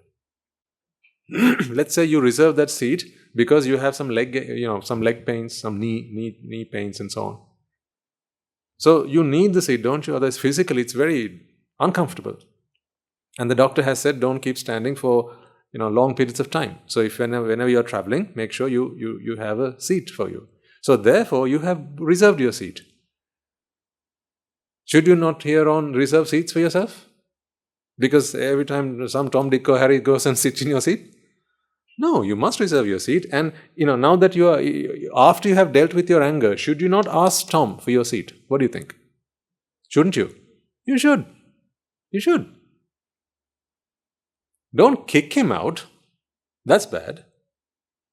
Because you won't kick if you're not angry. Don't kick him out. You can ask him to leave. And what if he doesn't leave? You ask him to leave. Now, let's say we've dealt with anger. Okay, but he's still in the seat, right? Because that's the external problem. Now he doesn't leave. What can you do next? You have to make your mind up. Is it? No, you can go and speak to the conductor. What's wrong with that? You speak to the conductor. And if the conductor says, sorry, can't do anything about that, speak to the driver. But not when you're angry. What can the conductor do when you're angry? Nothing. Unless he preaches the Dhamma. What can the driver do about your anger? Nothing. He said, let me give you a refund, sir. Let me give you a refund. Sorry about the inconvenience we have caused you. Let me give you a refund. Have they addressed your anger? No. They've only addressed the external problem. Don't be fooled to think that the external problem and the internal problem are one. It will seem like that. This is also because of Játhi. Játhi is such a demon, right? It will make you think that this internal problem, external problem, they're all one. Because this one thinking is all based in jati. That's why you think these flowers are pretty. When in reality, prettiness is an internal thing, the flowers is an external thing, right? This arrangement is an external thing. But the beauty that you see when you see this, that's an internal thing. But don't you feel like the beauty is in the flower? That's jati. In the same way, when you're in this situation, if Tom gets up and leaves now, your anger will also leave with it, making you think that it was Tom that made you angry. That's jati. Because, jati has a trick that it plays to stop you from eradicating jati. I'll say that again. Jati is so cunning. It's a mastermind. It's a mastermind invention, this jati business. It is so cunning that it is designed in a way to stop you from thinking of a way to eradicate jati. That is why you need the perfect one to come and distinguish that this jati is the reason why anger happens when this happens, and the two things are unrelated. That is what the Buddha does, ladies and gentlemen. See, he disconnects this external problem from the internal problem. Have you ever felt that anger was not because of this gentleman sitting in your seat before you had the Dhamma? We've always felt like they're there, and that's what makes me angry, right? We've always felt that way. Have we ever addressed them and said, sir, please could you stand up? Because if you keep doing that, I'm going to get really angry. Have you not told people, don't make me angry? Why do you make me angry? Have you not asked people that? I mean, what a nonsensical question to be asking. Why do you make me angry? Why do you always make me angry? Why do you always annoy me? How can anyone annoy you? But that is jati doing that. I'll tell you why. Jati's days are numbered the moment you realize that these two things are distinguishable. The moment you realize that anger is a product of jati, and this external situation is merely an arrangement of energy, matter, whatever you want to call it. It's just an external affair, this is an internal affair. The moment you realize this, now jati's days are numbered. Because who wants to be angry? Anyone here who wishes to be angry? Do you enjoy being angry? Isn't that why when you think that it is Tom that makes you angry, you go up to Tom and say, Tom, get up and leave, man. This is my seat. Don't make me angry. Don't you say that? Don't you tell your children, Puta, why do you always make me angry? Why do you always make Ami angry? Why can't you do your work when I ask you to do it? Why can't you make your bed? Why can't you clean your room? Don't you ask these questions? Because you don't enjoy being angry. That's why whenever you feel anger, you address it. Don't you? When you feel anger, don't you address it? You do. What does that prove to you? You don't enjoy being angry. So now then, once you identify that it is anger and this external situation are two different things, which one do you go to address now? Do you understand my question? Do you enjoy being angry? Do you? No one enjoys being angry. So when you are angry, what do you do about it? You do something about it, right? Something to help you come out of anger. When you thought that Tom being in your seat is what caused you to be angry, what did you do? You walk up to Tom and you ask him to leave without making you angry.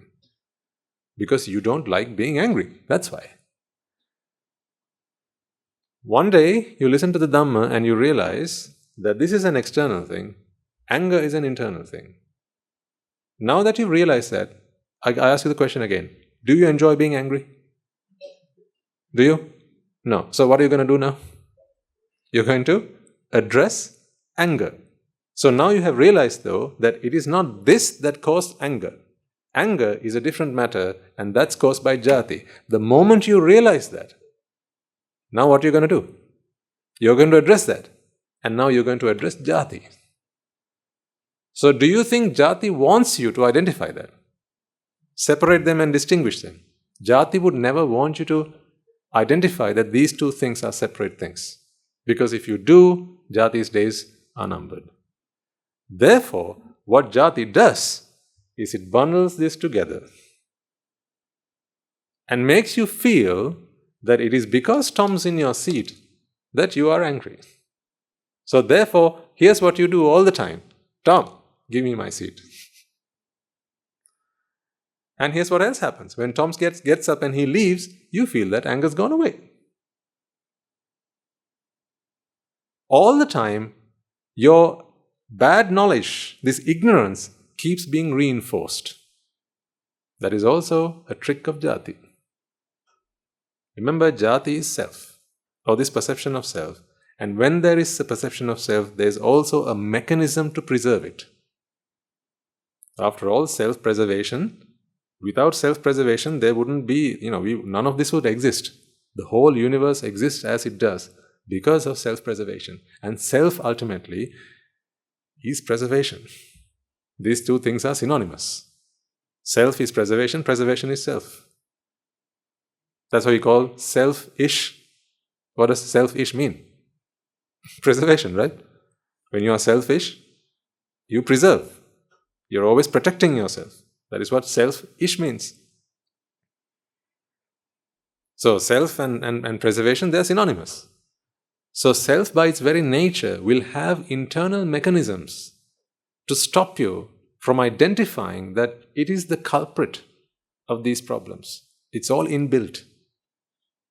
This is a perfect system, an almost perfect system, only to be beaten by the perfect one. You can't find a way out of this. If ever, if there was just a glitch in your system, right, just a glitch in your system, and Tom's in your seat, you're feeling angry as you look at him, and say just for 2 seconds you don't feel anger. Just like that, for 2 seconds you don't feel anger. And then you're angry again. If something like that ever did happen, now you begin to wonder, whoa, hold on. Tom was there in the seat and for 2 seconds I didn't feel anger. So the two things may not be related. But it's never like that. Whenever you are annoyed with this, or whenever you don't like this, anger will always be there as part and parcel of this situation, thereby denying you the opportunity to distinguish these two things separately. Right, now that you've understood that, let's get back to Sangha. We are here to do Sangha now. So the first thing I ask you to do is, don't fall into the trap of asking Tom to get up and leave. And here's why. If Tom gets up and leaves now, you will stop feeling angry. And if you stop feeling angry, you might be fooled yet again that Tom's presence is what made you angry. Now this advice I only give to people who are serious with their practice. Okay? If you are really not serious with your practice, just ask Tom to get up and leave. Otherwise, it's going to get worse. If you are really not serious about your practice, right? If you're just a fashion Buddhist, Buddhist for fashion, right? Just because it's the trend these days. Everyone has to come to the monastery, everyone has to listen to the Dhamma, everyone has to pretend that they're all practicing. Right? If any of you are like that, just ask poor Tom to get up and leave. Otherwise, you don't know what might happen here. But if you're serious about your practice, if you're honestly serious about your practice, don't ask Tom to get up and leave. Unless, of course, if you don't sit right now, your whole body is going to collapse and you're going to die or something terrible is going to happen. In such a situation, which is almost never, right, you can ask Tom to get up and leave even while you are still angry. But if not, let Tom be there for a second. Because you have a bigger fish to fry. You're still angry.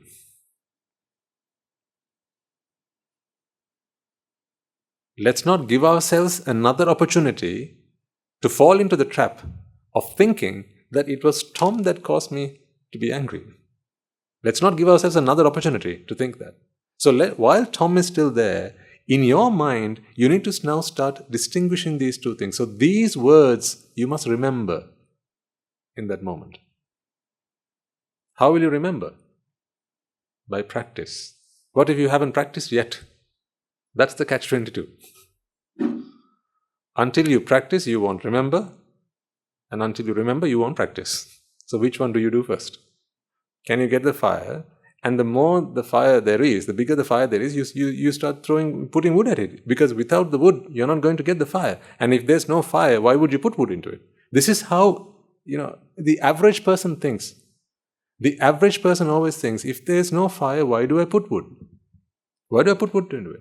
But someone who goes outside the average way of thinking thinks, well, let me put the wood first. I'm talking about a fool. A fool always asks the fire, why should I give you wood if you're not going to give me fire? If you don't give me heat, why do I give you wood? A fool asks this question. Who wins this?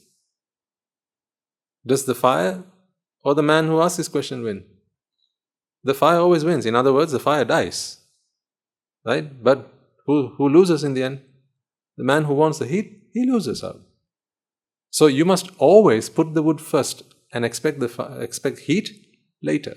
That's how it works. So even in these situations where it might be you're still only starting out in your practice.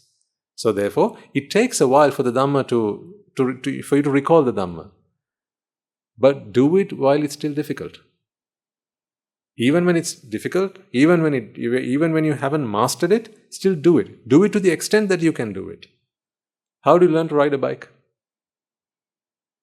After you can ride the bike, you learn to ride the bike? No. You first get on the bike and sure as hell what's going to happen? You're going to fall. Once you fall, what do? You tell yourself, I can't ride the bike. The day I can ride the bike, I'll get back on the bike. No one does that, right? You have to get on the bike even when you know you're going to fall. So in the same way, even when you know that you still haven't mastered this art, you still have to try. Today you will try with just 1%. 1% luck. 1% of your practice will work, but this will not always be 1%. If you do your 1% today, that will become 2% tomorrow. If you do your 2% today, it will become 4% the following day. This is exponential growth. That is how it works. It's not just a straight line. The better your practice will improve. So it accelerates. It does. Honestly, it does. The better you're at something, the quicker you can improve. So there's an exponential growth with your practice. So have confidence and have faith in that. Now, so in this moment, these words must come to your memory. That's why we have a Pirit thread. That as you put your arm out to tell Tom off, you see, Guru Handru gave me a Pirit note.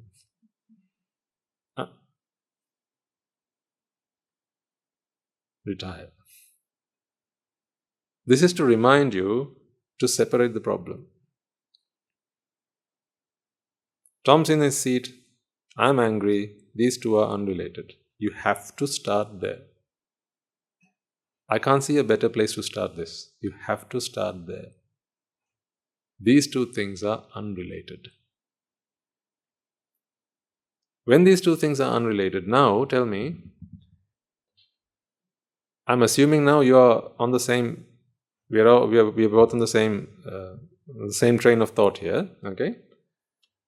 So now we have two problems. Tom's in your seat and you're angry. Which one do you actually feel is the more painful of these two? Number one or number two? Number one, absolutely. Number one is the more painful. It is what hurts more. That's why you have Játhi, Jaramanna, Shoka, Parideva, Dukkha. There's an element of physical pain which Játhi amplifies. That's why Rahatan Vahanse can bear a lot more pain than you can, than we all can. Physical pain, even if a Rahatan Vahanse gets a backache, a knee ache, body aches, headaches even, they can bear that pain much more graciously than you and I can. Because as they have no jati, that pain is not amplified in their mind. They just perceive pain as pain. They don't feel that it is I who hurt. So, if there are any among you, and I know some myself, if there are any among you who, maybe your parents, right, maybe your grandparents, who are really struggling with physical pain and discomfort, and it's just agonizing, right? They've tried every trick in the book. They've gone to the best doctors, they've tried traditional medicine, they've tried Western medicine, right? They've tried everything, and still the pain remains with them. One of the best pieces of medicine you can give them is the Dhamma.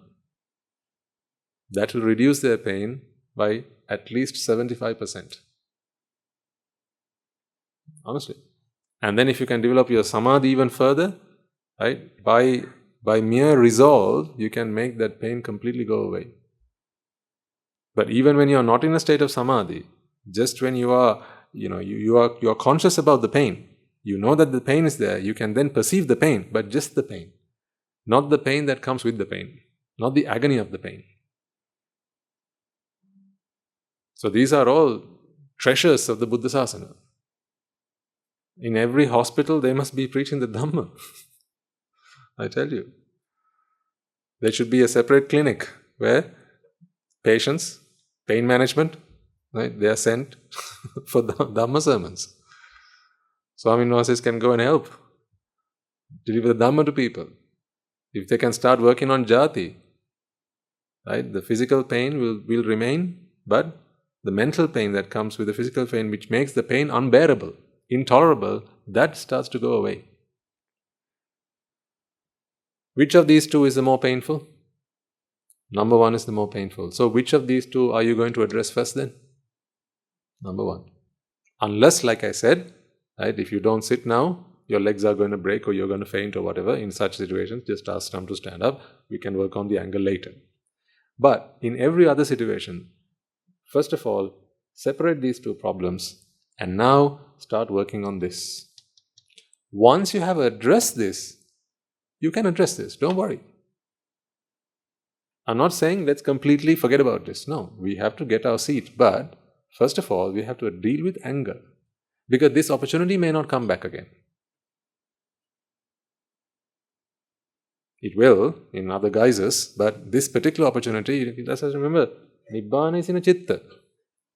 There's no point in you telling me, or me, I mean, by me, I mean you, no point in you telling or convincing yourself, well, for today I'm going to get the seat. Tomorrow, which citta is that? That one. When this citta comes, I will address the problem. That is not Nibbána you're doing then. Nibbána, if you're doing Nibbána, your compassion has to be extended to this citta in which the Dhamma lives in the present moment. Your future Nibbána, compassion towards the future citta means you are not compassionate towards the present citta. How can you show compassion to someone else which you don't have towards yourself?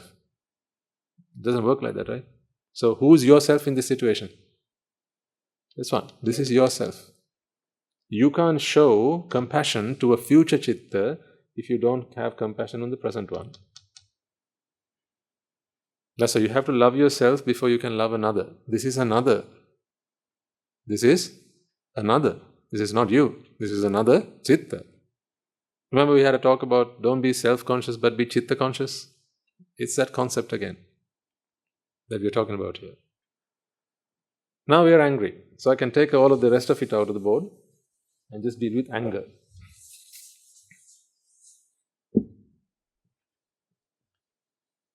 So this is the problem we're trying to deal with. And we need the Buddha, which is, so this is the state we want to try and get to. We have the Dhamma. And now we are going to apply the Dhamma. Okay? Right. Step 1. Separate the two. That is step 1, which we've done now. We talked about that. Anger is not caused by Tom being in my seat. Everyone okay with that? Anger is not caused by Tom being in my seat, which is why you're not going to ask Tom to get up and leave.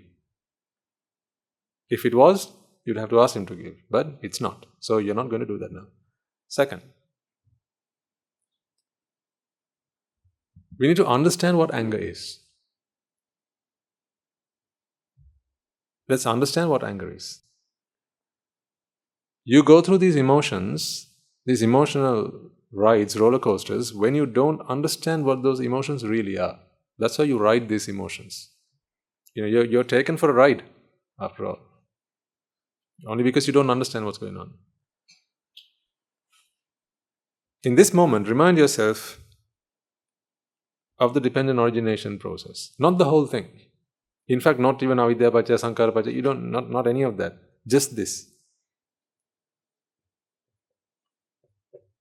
Játi, pacha. What is pacha?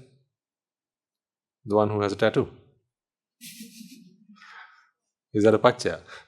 No, cause. Játi is the cause of. Is the cause of is what pacha means. Okay? Játi is the cause of. What?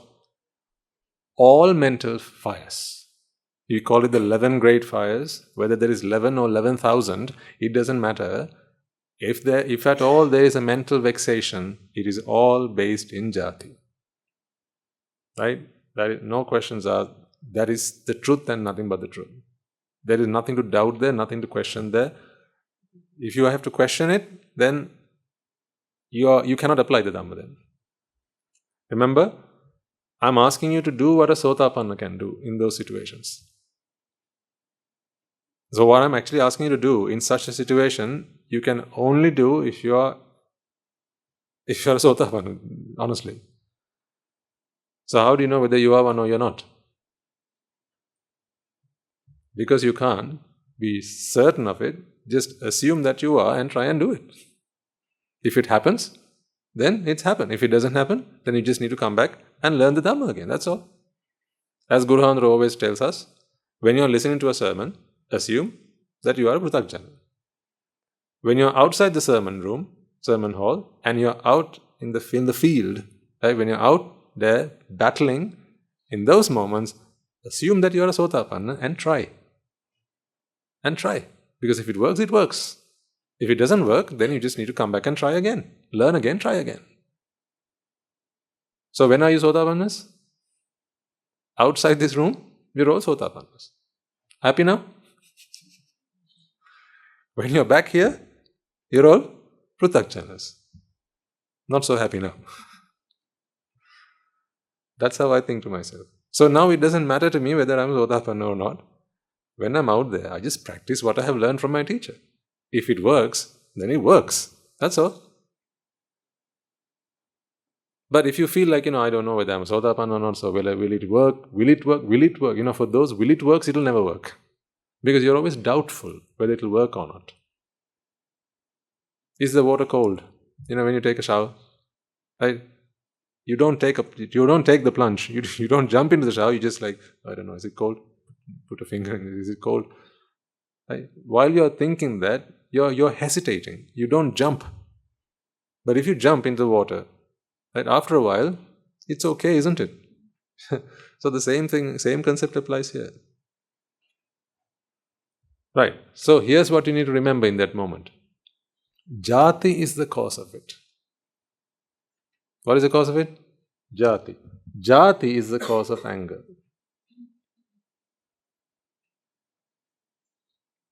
Now, the moment you think that Játi is the cause of anger, haven't you given anger a cause? You've attributed anger to a cause.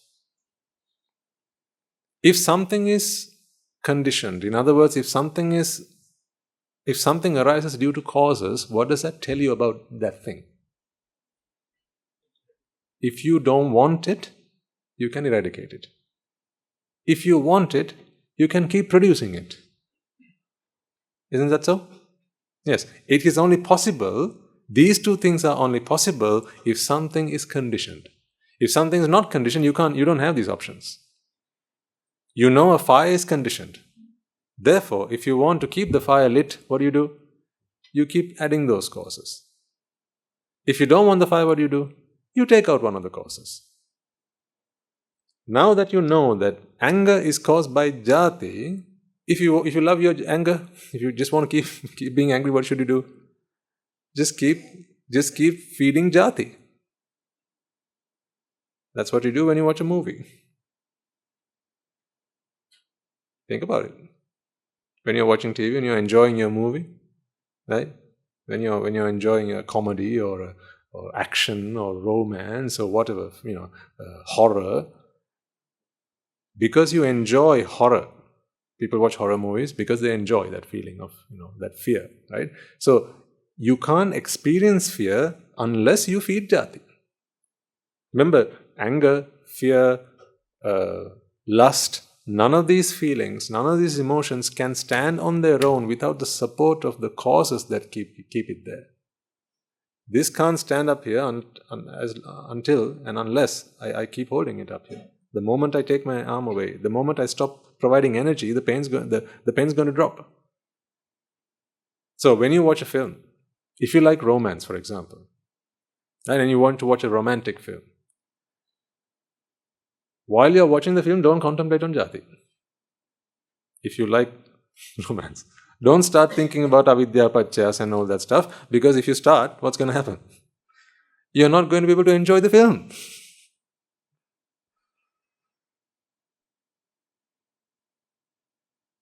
I'm being sarcastic, right? So if you're watching an action film and you like the action, like 007, there's the villain who's running after the hero's running after the villain, and it's getting very intense, right? In that moment, don't think about avidya, paccaya, sankhara. You're going to spoil it for yourself. I mean, you paid, 2,000, 3,000 rupees to go to the cinema to watch the film. When you're there, stop thinking about Játi. Don't remember our Guru Hamdro, right? Don't remember the Dhamma. Don't think about any of these things, right? Don't ruin it for us. Don't spoil it.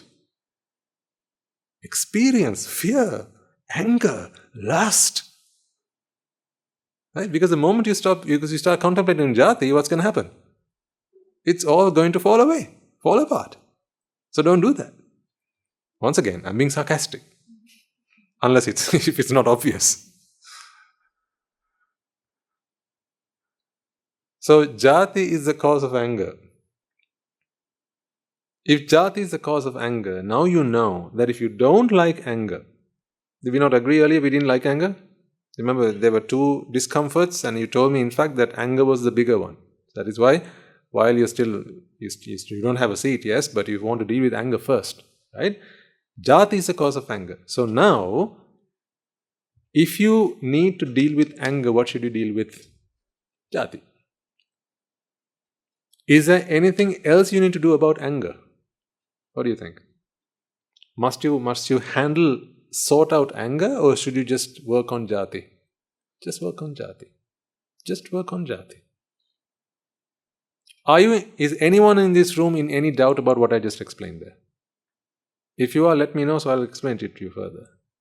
Is anyone in this room in any doubt about this? What?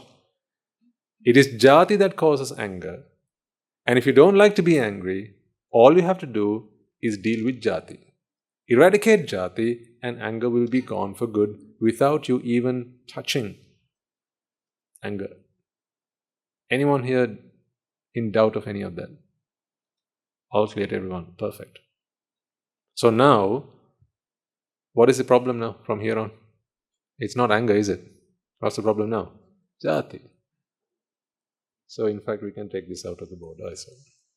So now we've taken Tom out of the board. Remember where we started? When we started, we had Tom, who was being a pain. And then we removed him from the board because he was not the problem. Then we had anger. Now you're telling me, no, Swaminatha, anger is also not the problem. Now what's the problem? Játi. What we did with anger, now we are going to do with Játi. What did we do with anger? Exactly. Because we didn't like anger, what we did was we went to investigate what the causes were that gave rise to anger. And then we decided we were going to deal with the causes, not the result. We went along and found out that Játi was a problem. So we apply the same principle to Játi. We go looking for the causes of Játi. Because what can we do once we identify that? Leave Játi alone. Nothing to do with jati. In fact, there's nothing you can do about jati. Because jati is caused by causes. It's the causes that you need to deal with, never the result. This is the Buddha's instruction. This is the Buddha's philosophy. Always deal with causes.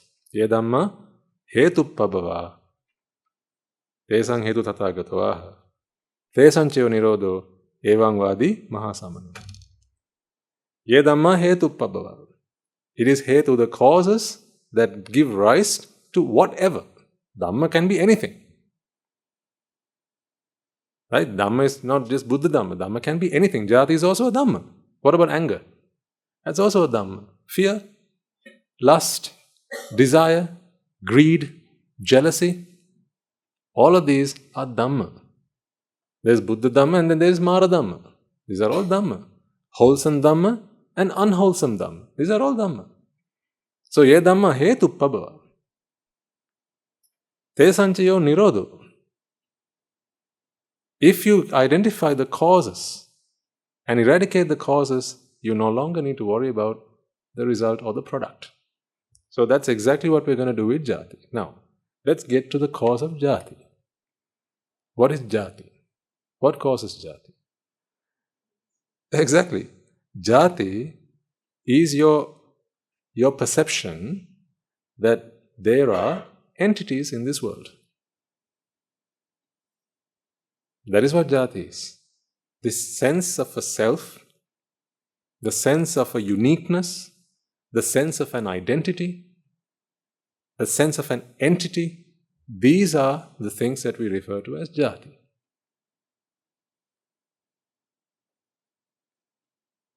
So when you have the sense of a self, you have the sense of an identity, you have the sense of an entity, an individual, a person per se, now there is jati. In other words, separation. Every time we talk about this self business, what I need you to reflect on, ladies and gentlemen, is actually we are talking about a separation. The reason that you feel that you are an individual is because you feel you are a separate individual to the person next to you. Isn't it? We are all individuals. What do we mean by an individual? We are separate to the person next to us. And it's because we feel like that internally, we look at the whole world in that way. That's why these two things also seem very separate entities to us. It's the same way in which we look at ourselves, we look at the external world. All these things seem to be separate, external, be it external or internal, we perceive them as separate entities because separation is what's going on here. So jati is an expression of separation. Is one expression of separation. So that is jati then.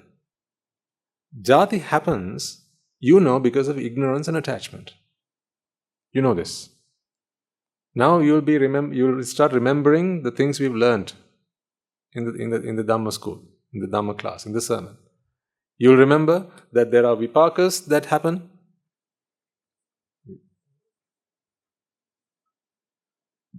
The karmic strand that gives rise to a vipaka, right? This is, in very simple terms, you have a vipaka.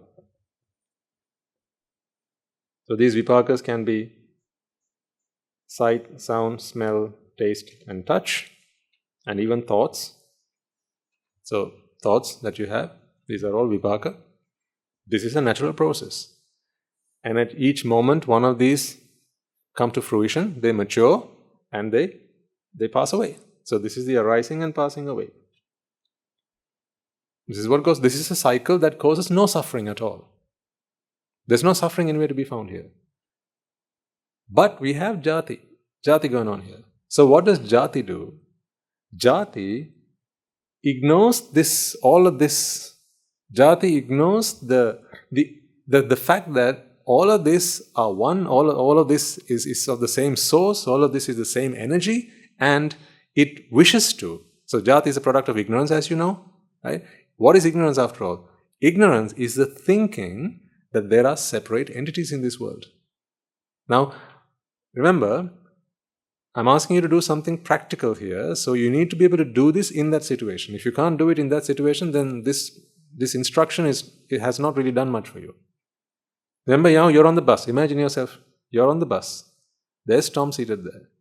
You told yourself, Tom sitting there is not the problem. Anger is the problem. Now you started dealing with anger. Then you reminded yourself that Játhi is the cause of anger, so therefore Játhi is the problem, I don't need to worry about anger. Now you're dealing with Játhi. And now you know that Játhi is caused by a need for separation. You wish to separate yourself. You wish to identify things as separate. This is the separation and the need for separation. So, you only need to separate if separating is possible, right? If separation wasn't possible, or if at least you didn't feel that separation was possible, why would you try and do that? Yeah? If you didn't think that it was...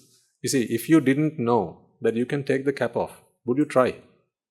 Why don't you try and do this? Why don't you try to do that? You don't even consider. Why not? Because you don't know. Maybe it is possible. Maybe it's possible, but you don't know. There's no reason for you to think that taking this off, what off? You think there's nothing here to be taken off, so therefore you don't try. But if I held the pen to you this way, now you try. You try it because you think it's possible. Yes? So therefore, you try to separate because you think what is possible. Separation is possible. So you have this idea that separation is possible. But you don't do things just because something's possible. You do something because you like to do it. You enjoy doing it. It's pleasurable. Once again, we don't do things just because it's possible to do. I mean, can't you chew on this? The dog does, but you don't, right? Why don't you do it? Is it not possible? It's possible. You can chew on this, but it's possible. But you don't do it because you don't want to. You don't think that it's a nice thing to do. You're not going to enjoy it. So therefore you don't do it. But even if you did enjoy it and if it was not possible, would you do it? No, you want to do something but it's not possible. Would you do it? It's possible but you don't want to do it. Would you do it? No. So if I drew a table, there are two things that have to work. You have to want to do something and it has to be possible. You don't want to do something, but it's possible. Would you do this? This one you would do, wouldn't you? You want to do it and it's possible. You want to, but it's not possible. Would you try? No. You don't want to, and it's not possible. Would you try? No. You want to, but it's not possible. Would you try? No. So there's only one combination that you would actually try. That is, you want it and you think it's possible. I mean, this is always thinking possible. Doesn't have to be possible. You think it's possible, right? So then the same concept applies to Játhi as well, separation as well. You think separation is possible, and not only that, you want to separate. Why? Because you believe that separation is pleasurable. Separation gives you satisfaction. Separation gives you joy. It gives you pleasure. Then you'll ask me the question, so why do we think like that, Swaminathan? Why do we think that separation gives us pleasure? Why do we think that separation gives us joy? Why? Well, how do you rationalize ignorance? How do you rationalize ignorance? You can rationalize wisdom. You can rationalize the truth. But how do you rationalize a lie? Yeah, because there is pleasure. From your experience, you have had pleasure in the past. How was there pleasure? Because initially you thought it was possible and you tried to do it because there was a promise of pleasure. There was the promise of pleasure initially. So you can't say there was pleasure initially. There was a promise of pleasure. The promise of pleasure and the promise of a possibility was there. These two things, when they were present, you tried to do it. What happened to the mind when you attempted? It went into vexation. Yeah, because you try to do something and it's not possible. Remember, it's not possible. You think it's possible. Thinking it's possible and being possible are different things. Yeah? So you think it's possible. It's like if you try to touch the roof. When we were younger, we would try and jump and touch certain things to see how high you could reach. Sometimes, there were certain heights that were beyond our reach, but we kept trying because we thought it was possible. I remember I tried to drive my car, not my car, my father's car, when I was only 10, because I thought it was possible. My mother gave me a earful that day. That was the last time I tried. But I thought it was possible. So when you think something's possible, you try it.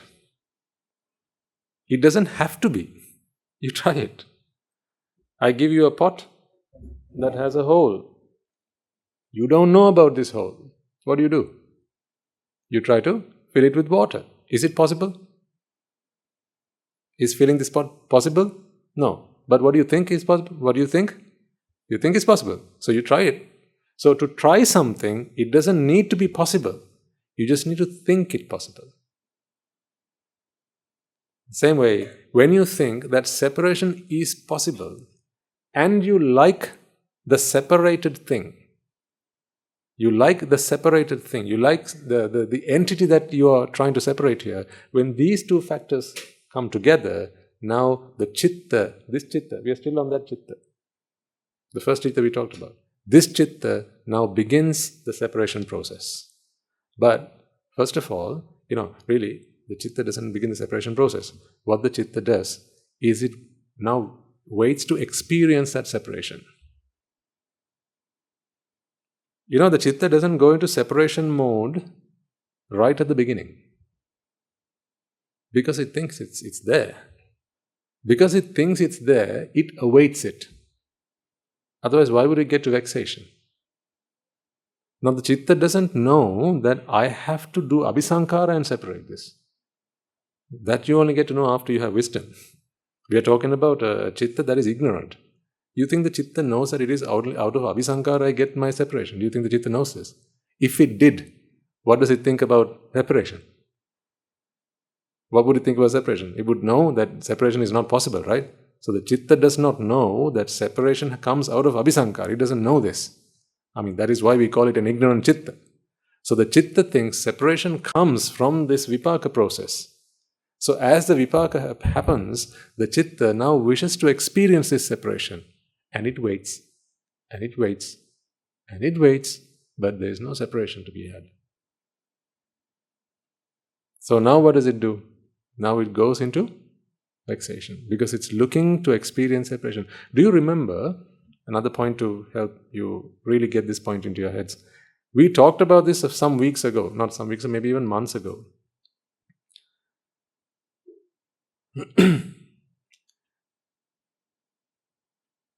How are we doing for time? We still have some time. Do you remember, I asked you this question, and now you'll see how it all relates to this. Why the citta goes into this separation. I asked you this question. How do you get someone to experience happiness by simply presenting to them a single object? Now get those cogs turning in your head. I gave an actual situation to you as well. I told you something like this. I said, say there's a mother at home. She's trying to get some work done. And there's a little kid who's always bothering the mother. He or she doesn't let the mother get their work done. So now the mother has to find a way to entertain this child, to keep them engaged. And the mother just has a single object. So for the child to be entertained, now the mother has to come up with something creative. But there's only one object to do this. What do you think the mother can do? Hide it. That's what the mother can do. Hide it and ask the child to find it. Because this is one sure shot way of achieving self-gratification. if ever you want to find your thrill, right? You want to find a joy from a single object. One of the best ways of doing that is hide it. Well, no point in you hiding it. Ask someone to hide it, and then you go looking for it. What happens? What happened when you lost something and you found it? It gave you pleasure, right? Could an object on its own give you pleasure ever? A pair of keys, a bunch of keys, can it give you pleasure? Your glasses, can it give you pleasure? Can it? A book, a pencil, a pen, a watch, can these things give you pleasure? No, but if you lose them and then you go looking for them and eventually you find it, what happens to you? You feel pleasure, right? See how innocent little objects can give you so much pleasure. All you have to do is lose it and then go find it. This is how individual objects, little innocent, objects that mean nothing, can still give you happiness. The same thing's going on here. The same thing's going on here. For you to experience pleasure, you have to be able to compare two things. Because it's only in comparison can you find happiness. So when you lose something and find it, that is also a comparison going on. Because in your mind, you have this upadana rupa of the object that you desire. You have an object that you desire, and then you find the object from the outside, and when the two of these match, that's when the fireworks happen inside. That's where joy comes from. So even when we talk about individual chittas, if the chitta is informed, rightly or wrongly, that separation is possible, that a sense of identity is possible, a uniqueness is possible. Now, for the chitta to experience joy, all the chitta needs to do is to go and find it from somewhere, like any lost thing. I don't know how successful I am at trying to get this point across to you, but let's keep trying. I'm trying to teach you how to make happiness out of nothing. Where there is no happiness, how do you find happiness? This is not Nibbána. Okay, this is anything but Nibbána. I'm trying to teach you how you can be happy with something as simple as a duster. For happiness to exist, there must always be a comparison. This I'm talking about conditional happiness. This is the condition. What is the condition? I want something, I have found it. When these two things overlap, now we call it happiness, or rather pleasure. When these two things don't overlap, now we call it displeasure. While you're looking for it, we call it vexation.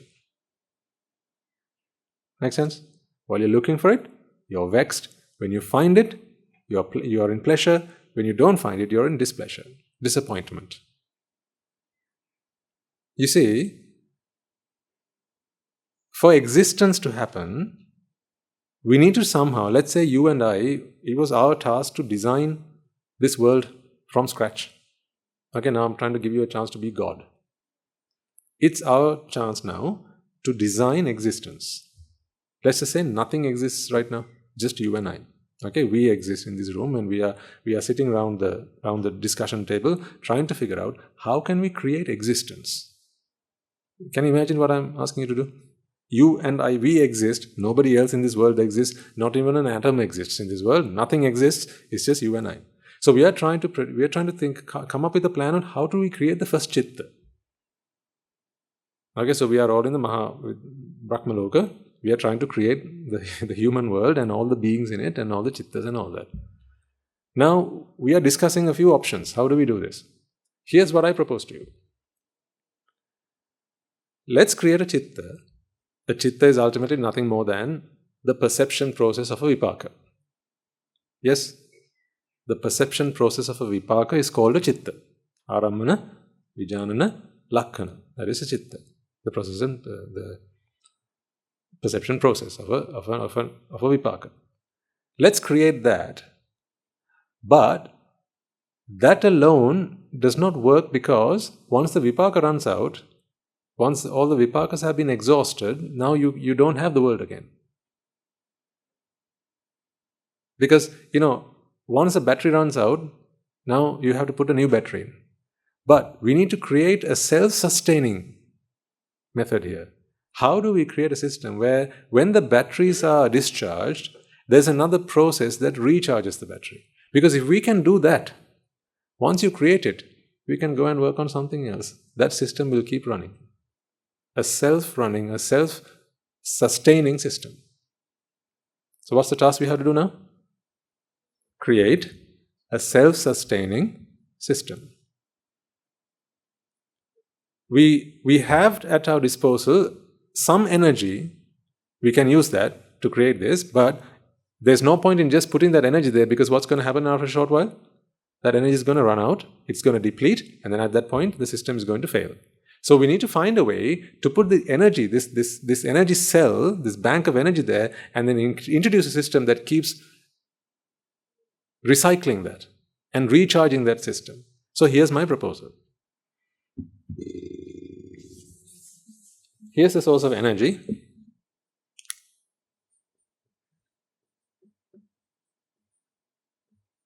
Here's your energy, which you and we refer to as vipaka. Here's the system. I propose, and you tell me whether you like it or dislike this. If you don't like it, we can try and work on something else. Let's create a process. We call it a citta. What this citta does, is it takes some energy from this system and it perceives it. Okay? It perceives it. But once perceived, this energy is lost. So what happens after a while? If you start at 100%, if you keep going, after a while it's going to run out. That's no good. We have to have a system that keeps recharging this battery. So here's my proposal. Let's create a citta that takes, so a citta is essentially taking a part of this energy from this. Okay? And we have to get this citta to do something to create energy and put it back into this system. To do that, this has to go through a process. So Játhi is the process of putting that energy back into the system. That is what Játhi does. Rahatan Vahanses have no Játhi. They are just a vipaka process. So with a Rahatan Vahanse, if you just continue to keep a Rahatan Vahanse alive, at some point they are going to consume all of the energy that they had built out throughout samsara, by doing karma, and that energy is going to run out, and at one point, even without aging, a Rahatan Vahanse is just going to drop. And energy, all matter, energy is just going to disperse back into space. By space, I don't mean that space, I mean pure energy. Okay? But to keep this cycle going on its own, we need to give it a task. And here's the task. Go looking for something that doesn't exist. But why would they do that? If I ask you to go looking for an elegraph, would you go looking for one? I say, can you go to the zoo and find me an elegraph? You will ask me, you mean elephant, Swaminathan? No. You mean giraffe, Swaminathan? No. Which one do you want, Swaminathan? Elegraph. Would you get up and leave? Would you? No. Because you think such an animal does not exist. But if I can somehow convince you that such an animal does exist, does it really? No. That such an animal does exist, now I can get you to leave the room to go and find one for me. What are you going to look for? An elegraph. When you leave this room to go looking for one, you will keep looking for it. You'll go from zoo to zoo, from zoo to zoo. You'll go to a zoo you have in locally, then you go to another country and go looking from zoo to zoo. at some point, because now you want to find this alligraph, and there's nobody to be found in any zoo out there, you're going to start vexing. So now we are designing, okay? We are creating the blueprint for a self-sustaining system. Because there's no point creating a system whereby you can actually find what I'm looking, something that really exists. If that were the case, you couldn't have a self-sustaining system. Once again, if the task was, go and find something that really does exist, you won't have a self-sustaining system, because that is what a Rahatanwahan says. They only look for things that do exist. So what happens? The battery runs flat. But a Seka individual or a Pruthakjana individual, so those who are not Arahatanwahanses and those who are Pruthakjanas, the task that we have been given is to find something that does not exist. That is an alligraph. If I ask you to find an elephant, you can go and find one in here. If I ask you to find a giraffe, you'll go and find one in here. But if I ask you to find an alligraph, they don't exist. So if they don't exist, but I have convinced you that they do, what will you do now? Keep looking for it. You'll search far and wide. You'll just keep on looking for it. And here's what else I have also told you. Alligraphs are the most beautiful things there are. They're so beautiful. If you see one, it will give you a sense of joy that you have never experienced before. I have to give you that as well. Not just go looking for an alligraph, but I have to tell you that the sight of an alligraph, it gives you so much happiness, you can't even imagine. You've never experienced that sort of joy. So now you go on looking for an alligraph. You keep looking time and time again, you keep from going zoo to zoo, still looking for an alligraph, but you don't find one. But here's what happens. In our system, we have to create a mechanism that gets you to think that you have found one. You have to be able to hallucinate. You have to be able to do that. So you have to be able to have illusions. That ability also we have to include into this process. So that we have to build as a feature. So what this box does is it creates illusions. This box, it creates illusions. Now, some energy has been released, the citta has been born, and we have included the ability for this citta to create illusions. You're looking for an alligraph. You think it's going to give you tremendous joy, an infinite amount of joy, and we have a system in place to create an illusion for you. So at some point, when the citta has tried its level best and nothing seems to work, at some point it's going to come and hit this illusion box. In other words, where the citta goes into these deep states of vexation. Because you're going to vex. Would you ever vex if you were tasked to find something that actually does exist? Would you vex? If you are tasked to find something that actually does exist, would you vex? Would you? Would you? You wouldn't vex. If the task was to go and find something, if I asked you to go and get an elephant, you can get an elephant. A giraffe, you can get one. But an alligraph, you can't get that. So you will only vex. But you have this illusion system in place. What that illusion box does is it creates an illusion of an alligraph based on what you think it is. And now you think you have found what you were looking for. And here's what happens in this moment. Remember that joy that I promised you, that happiness that I promised you, the point I said about this alligraph being the most beautiful thing in the world, and once you see it, your heart is going to be full of joy. Well, that happens to you now because the illusion has been created. So the moment you have this illusion now what happens is you were looking for an alligraph. So you had in your mind an image of what an alligraph was like, because you had to know how to find one. If you saw one, you had to be able to identify one. You had an image of what it was like because I created that picture in your mind. And then you never found it, but the illusion of one you came across. Now these two things, they overlap. This is insanity mode, yes. This illusion box is when you get into insanity mode. Yes? So at this point, you had what an alligraph looks like. Say the alligraph looks something like this as a trunk. Okay? That's what an alligraph looks like. This is the mental image that you have in your mind. The illusion box, it creates something very similar to that. Now these two things, they overlap. Because they overlap, like when you go looking for something you have lost and you find it. Yeah? In the same way, when these two things overlap, you feel a sense of sheer joy. And that joy was what you were looking for. And that joy reinforces this process. It tells you this is a very successful method of achieving satisfaction, achieving pleasure, and being joyful. Now it is self-convinced.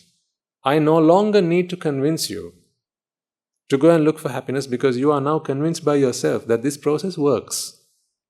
So therefore, what do you do now? At the point of you creating this illusion, this packet of energy that was taken from this cell, at the point of creating this illusion, it generates an amount of energy. It generates an amount of energy. Part of it goes out into free space, but part of it goes back into the system. This is where we say a karma is done. This is only possible at the point this illusion is created. This is what we call bhava. Bhava and the Játhi that happens beyond that. When bhava and Játhi happen, it actually creates some energy that can now be replaced for the energy that was used from this system. So therefore, this system never runs out. So as you're consuming it, it is being charged. Like the batteries that you have in modern cars these days. You run it with the battery and then you charge the battery once you switch to fuel. This is when you're running on fuel. But the fuel is also part of what the mind does itself. But it recharges the battery. You see, this is all possible because an alligraph doesn't exist in reality. If there was such a thing as an alligraph, this process would not work. That's why it doesn't work with a Rahatan Vahanse. Because a Rahatan Vahanse only expects a Rupa, not a Rupa Atta. He doesn't expect a separate Rupa. He only expects Rupa. If he expects Rupa, is there going to be a problem with that? What comes out of this? Rupa. He expects Vedana. Is there a problem with expecting a Vedana? No, because what comes out of this? Vedana. He expects Sanya. He expects a Sankhara. He expects Vijnana. There's nothing wrong with that, because Rupa, Vedana, Sanya, Sankhara and Vijnana, they all come out of this energy. So, therefore, a Rahatan Vahanse does not have this insanity process, this illusion box. So, therefore, there is no energy that is being generated to put back into this process. So, whatever energy comes out, that energy passes away. That's why I say a Rahatan Vahanse will soon enough deplete this energy, and then the battery runs out. And at some point, a Rahatan Vahanse would not be able to exist, because they simply consume energy that was already produced previously. Now we are trying to deal with anger. We've spoken about all this to explain to you how this separation process works.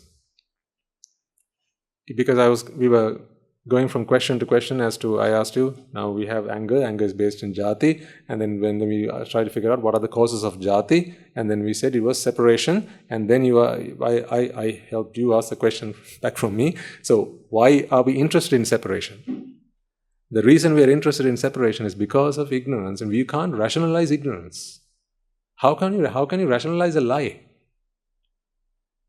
You think you're female, right? Why? How do you rationalize that? You can't tell me, Swaminatha, because look at me. Am I not female?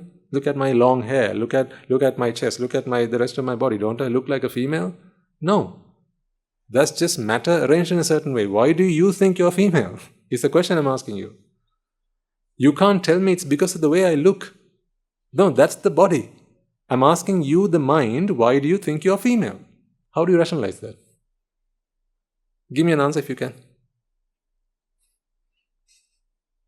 How do you rationalize the fact that you're female? How do you rationalize the fact that you're male? Gentlemen? Why do you think you're male? That's like asking, why do you like the color red?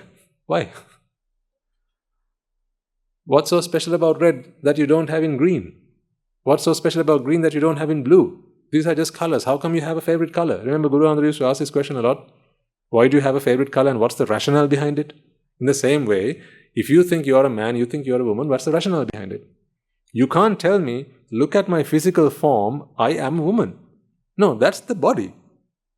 I'm asking you, the mind, why do you think you are male? Not the body. Why do you think you are male? Who's you here? The mind. What is the answer? There's no answer because it is ignorance. Ignorance has no rationale. Someone's afraid of going into the dark. You ask them why? Because it's dark. How is that an answer? If you're scared of the dark, someone asks you, why are you scared of the dark? I don't know, I'm just scared of the dark. Why? Because I'm scared of the dark. Why? Because I don't know what would happen. Right? Maybe there's something there that's hiding in the dark that might attack me. Then you switch on the light and show, no, there's nothing there. Right, now switch the light off. Right, now go into the dark. No. You've convinced them that there is nothing there, but they're still afraid of the dark. Why? You can't explain a phobia. There's no rationale. It's a mental disease. Isn't it? So you can't rationalize a mental disease. A mental illness cannot be rationalized. The rationale is ignorance. Ignorance has no basis.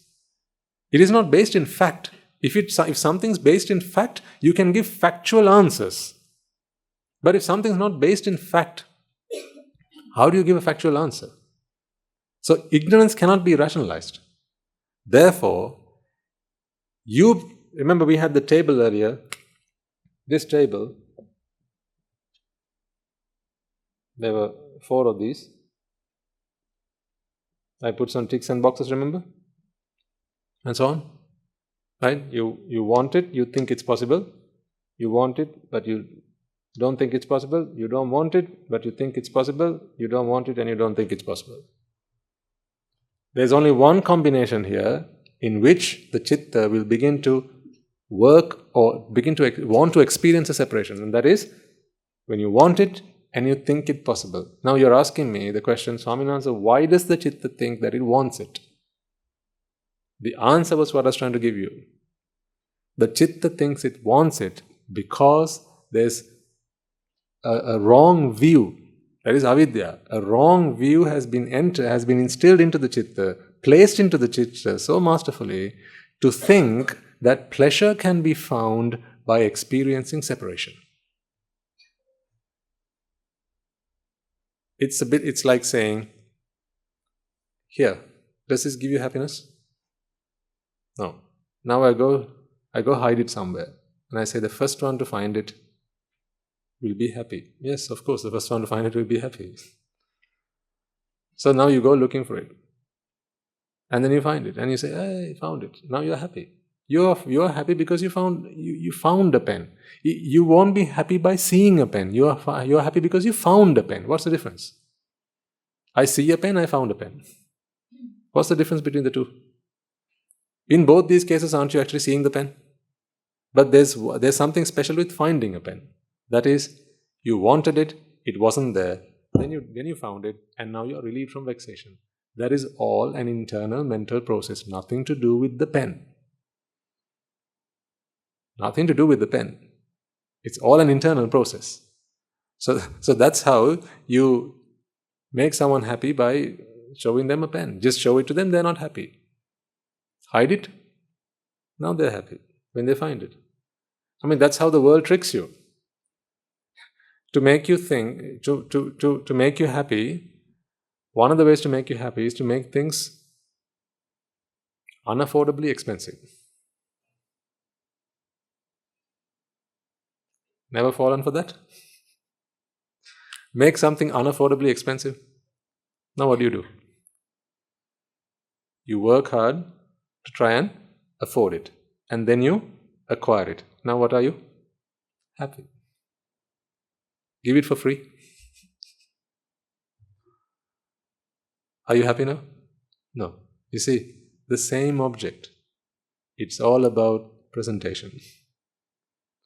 You give someone something, they're not happy with it. You make it impossible for them to achieve it.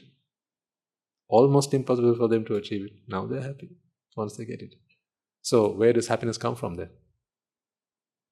Relief from vexation. You need to get them to vex in some way. So you and I, we are playing God now to try and create a world in which this can be a self-sustaining system. Ladies and gentlemen, I propose to you, we have to introduce a way for the mind to vex and relieve itself from vexation. Otherwise, it won't be a self-sustaining system. But there is nothing here that actually gives pleasure. There's nothing here that can do that. So the only way then we can do that is plant an ignorance, a view in a citta. Plant a view in the citta that pleasure exists somewhere. Now what's the citta going to do? It's going to go looking for that pleasure. And in its pursuit for pleasure, it's going to try and do whatever it is it can do. Rupas will come, Vedanas will come, Sanyas, Sankara and Vijnanas will come. But the citta wants pleasure. And the citta knows that to have pleasure, two things must overlap. Yeah? We talked about this a while ago. Two things must overlap. There has to be a comparison. Without a comparison, how do you know whether something is good or bad? Is this good? You might say yes right now, but what are you comparing it with? Yep. So you have something inside. Is it bad? Same thing. So good or bad, you're comparing it with what's inside. Yeah? Just like saying, are these good? Now you think you're comparing the two with each other. When I ask you which one of these two is good, do you think you're comparing them with each other? No. Here's what you're doing. First of all, you're looking at this. And you're comparing with the image you have inside. Then you're looking at this. Then you're comparing it with the image you have inside. Now you're comparing the two results. Yeah? So when you looked at this, let's say the image that you have inside, this is a 50% match. You look at this, it's a 70% match. Which one gave you the greater joy? This one, right? Now you tell me that this is better than this. That's how you like this better than this when these two things are presented. You never compare the two pens actually. You're comparing whatever is out here with your internal image. That's where the upadana comes in. There is no ground, no basis, no fact, no foundations for these two things to be compared with each other. Always the comparison goes on with your internal image of what you think is right, what you think is good. So when we have to design this world out there that is self-sustaining, we have to put into the mind this drushti that there is pleasure out there. And for there to be pleasure out there, the mind now has to have something to go and compare with. Do you understand what I'm saying? The mind has to have something to compare with. Without a comparison, there can't be pleasure. Does this look good to you? Do you like this? When you answer this question, whether it is a yes or a no, what are you comparing this with? What you have in your mind. Do you like this one? Once again, you're doing the same thing. Which of these two you like better? Again, you're doing the same thing. You're not comparing these two things. You're comparing this first, this next, and then comparing the two of them together. In fact, I can now put these two away and ask you which one's the better one. Why? Because it's not these two pens you're comparing. You're comparing your mental impressions together. Based on that, you tell me the blue pen is better or the black pen is better. You can only do this because that comparison can happen only when you can separate two things. These two are separate just as much as this is separate to the image that you have in your mind. Two separate things are now being compared.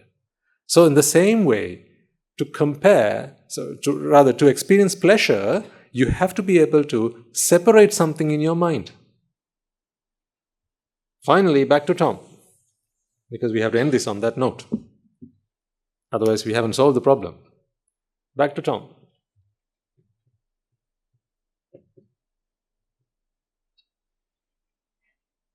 In your mind, you have already separated yourself. Why did you separate yourself? Because separation is good. Remember, you want it and it's possible. Not it's possible. You think it's possible. You want it and you think it's possible. Now you have a sense of a self. So that is now separate.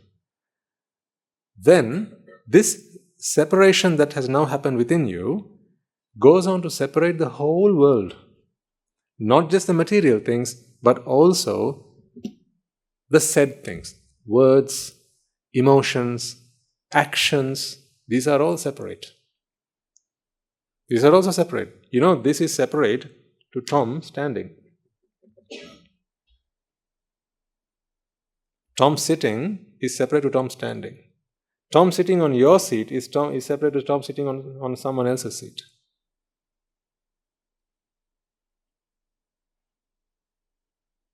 What I'm trying to explain to you is very subtle. I don't know how many of you are actually grasping what I'm trying to get across to you.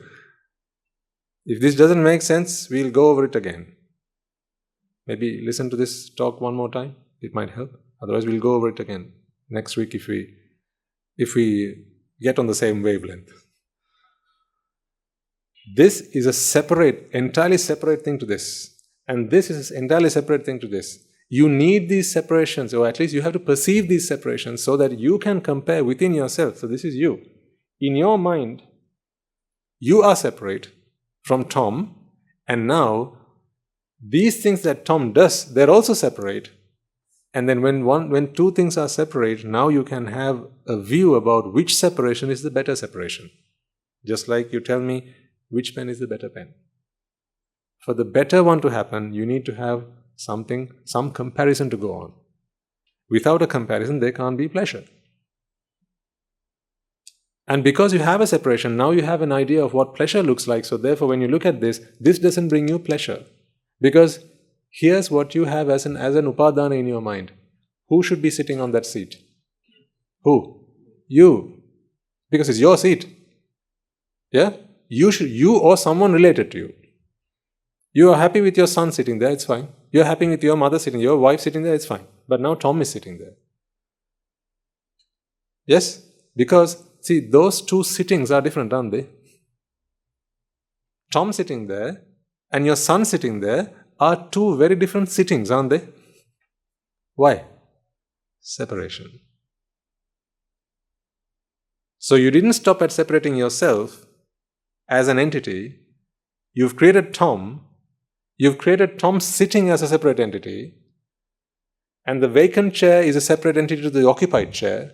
These are all separate entities. Remember, when we talk about separation, we're not just talking about objects here, ladies and gentlemen. All kind of rupa, all kind of vedana, all kind of sanya, sankara. This is a sankara. A sitting is a sankara.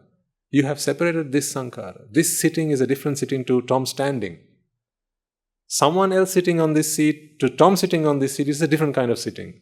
So how many sittings are there? How many kinds of sittings are there? There are an infinite number of sittings. But in this moment, there is one kind of sitting that you like to have. And that sitting is not working out right now. Because right now, you have your upadana, you're clinging on to a certain kind of sitting, but the sitting that you see right now is not good. Now, answer this question for me. You walk up here. Tom stands up and says, "Oh, I'm so sorry. I hope I haven't transgressed here. This is your seat. I'm so sorry. Please take your seat." How do you react to that? Do you feel angry now? No. Now you feel really happy and you love Tom now. You're like, wow, what a gentleman. Where did that come from? Those are even more sankharas which you have separated, and there are the ones that you like, the ones that you're attached to. Can you think about the total number of attachments that you might have? Just can you even estimate how many attachments might I have? Do you like thank you better or thank you? Which one do you like better? Thank you. Which one do you like better? See? Even two words, the way they are uttered, you have a preference. So the number of attachments that you have are infinite. Therefore, you can't work on individual ones. You will never be done. You just need to understand. anicca is the nature of all things. If you can eradicate your attachment to one thing, you have eradicated your attachment to everything. That's the way it works. That's why, and I'll end on this note, your attachment in your mind is what creates separation. Your sense of identity is your first and foremost separation. This is your primary separation. What is that? Your identity. You haven't given it a name yet, by the way. The name comes later. You perceiving that you are a male or a woman or a female, you're an adult, you're a child, all of these things come later. Your race, your religion, your creed, all of these things come later. I'm talking about individual citta. The individual citta identifies itself as a unique entity. This is the first and most primal separation. But the moment that happens, the whole world appears to be separate.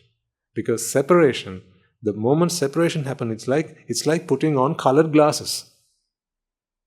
That's one of the best analogies I can give you.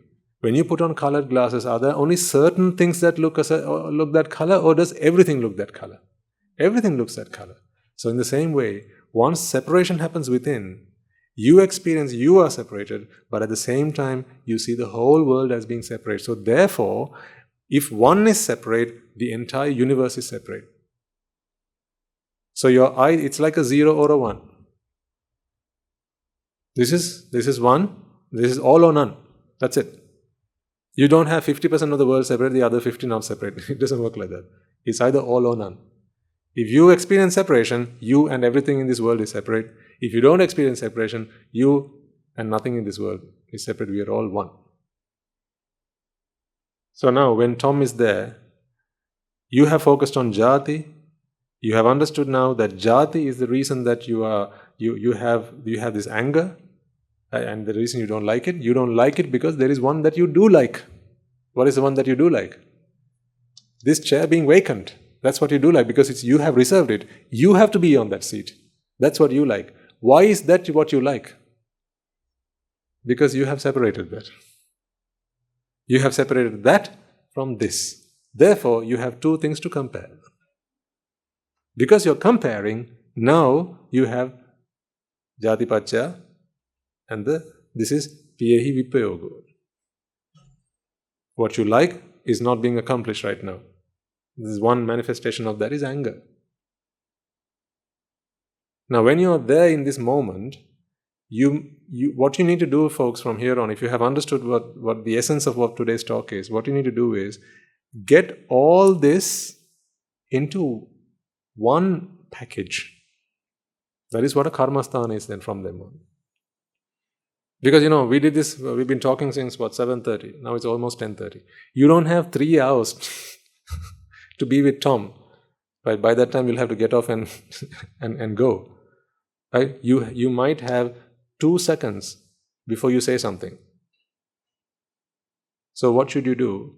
You need to understand all this so that it all becomes, you distill it down to just one karmasthana. And that karmasthana doesn't need to have a word. But even if it did, let's say anicca, when you hear the word, when you reflect on the word anicca, all of this must come together in one bundle, one package. Like when I say amma. When I say the word mother, doesn't everything about your mother come to you at once? The love you have for her, the love she has for you, her devotion, her commitment, right? All that comes to you at once, right? Her image, how she fed you, how she looked after you, all that comes at once with just one word, amma. That's it. In the same way, that is because you know your mother really well. That's why you've lived with her your whole life. So you know her really, really, really well. In the same way, you have to start living with anicca. Once you start living with anicca, then you'll get to know anicca really, really, really well. And when that happens, you get on the bus, you see Tom sitting in your seat, and you think to yourself, anicca. All of this will come to you in a flash.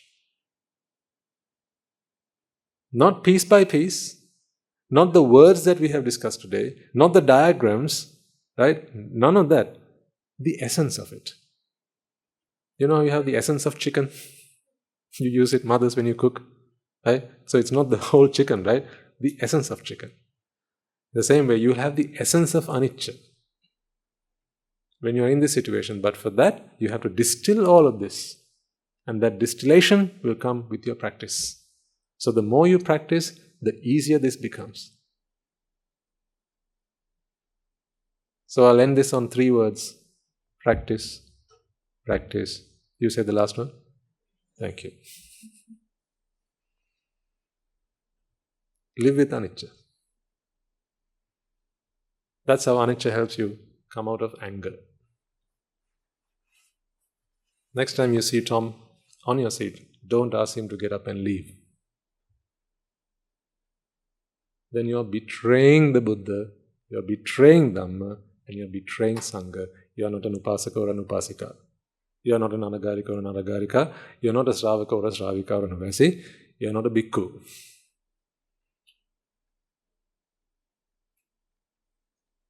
Sabbaso nama rupasmi.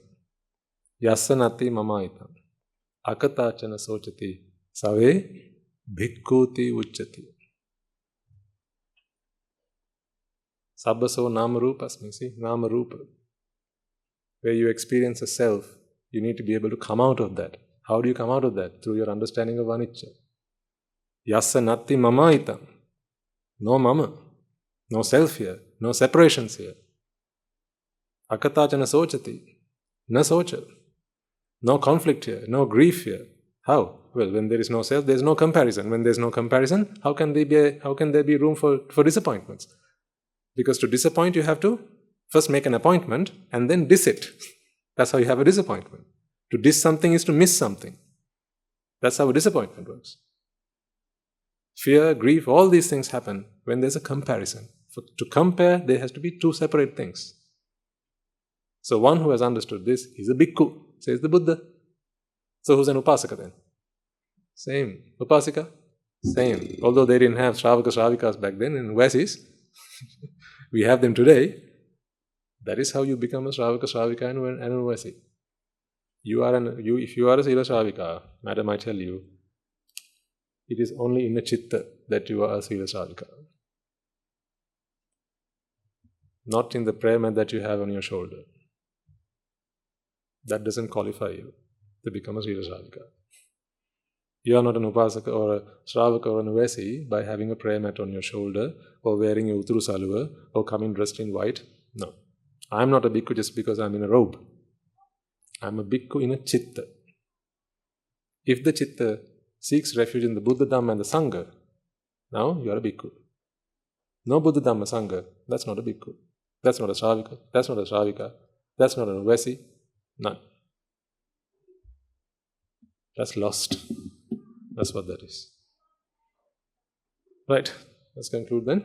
So let us all take a moment then to transfer the merits that we have all acquired by making offerings to the infinite virtues of the Noble Triple Gem, inviting the Swami Nuhanse to deliver the sermon, as well as creating a conducive environment for everyone to come along and practice, to aspire to their noble aspirations. First and foremost, let us remind ourselves how incredibly fortunate we are to be in receipt of the Lord Buddha's teaching, and with immense gratitude, let us transfer these merits to the bhikkhus and bhikkhunis, upasakas and upasikas, who since time immemorial have protected and preserved the sublime teachings of the Buddha and passed it down through the generations of the noble lineage in the form of the Sripitaka, which is thankfully available to us today to study, understand and comprehend the Dhamma. Let us transfer these merits we have acquired to all members of the Mahasangha present throughout the world, including the chief prelates of all of the chapters who have dedicated their lives to the noble path and have committed themselves towards the betterment of all sentient beings. Let us not forget that amongst them are the monks and nuns resident in your local temples and nunneries, who've always been by your side through thick and thin, come rain or shine.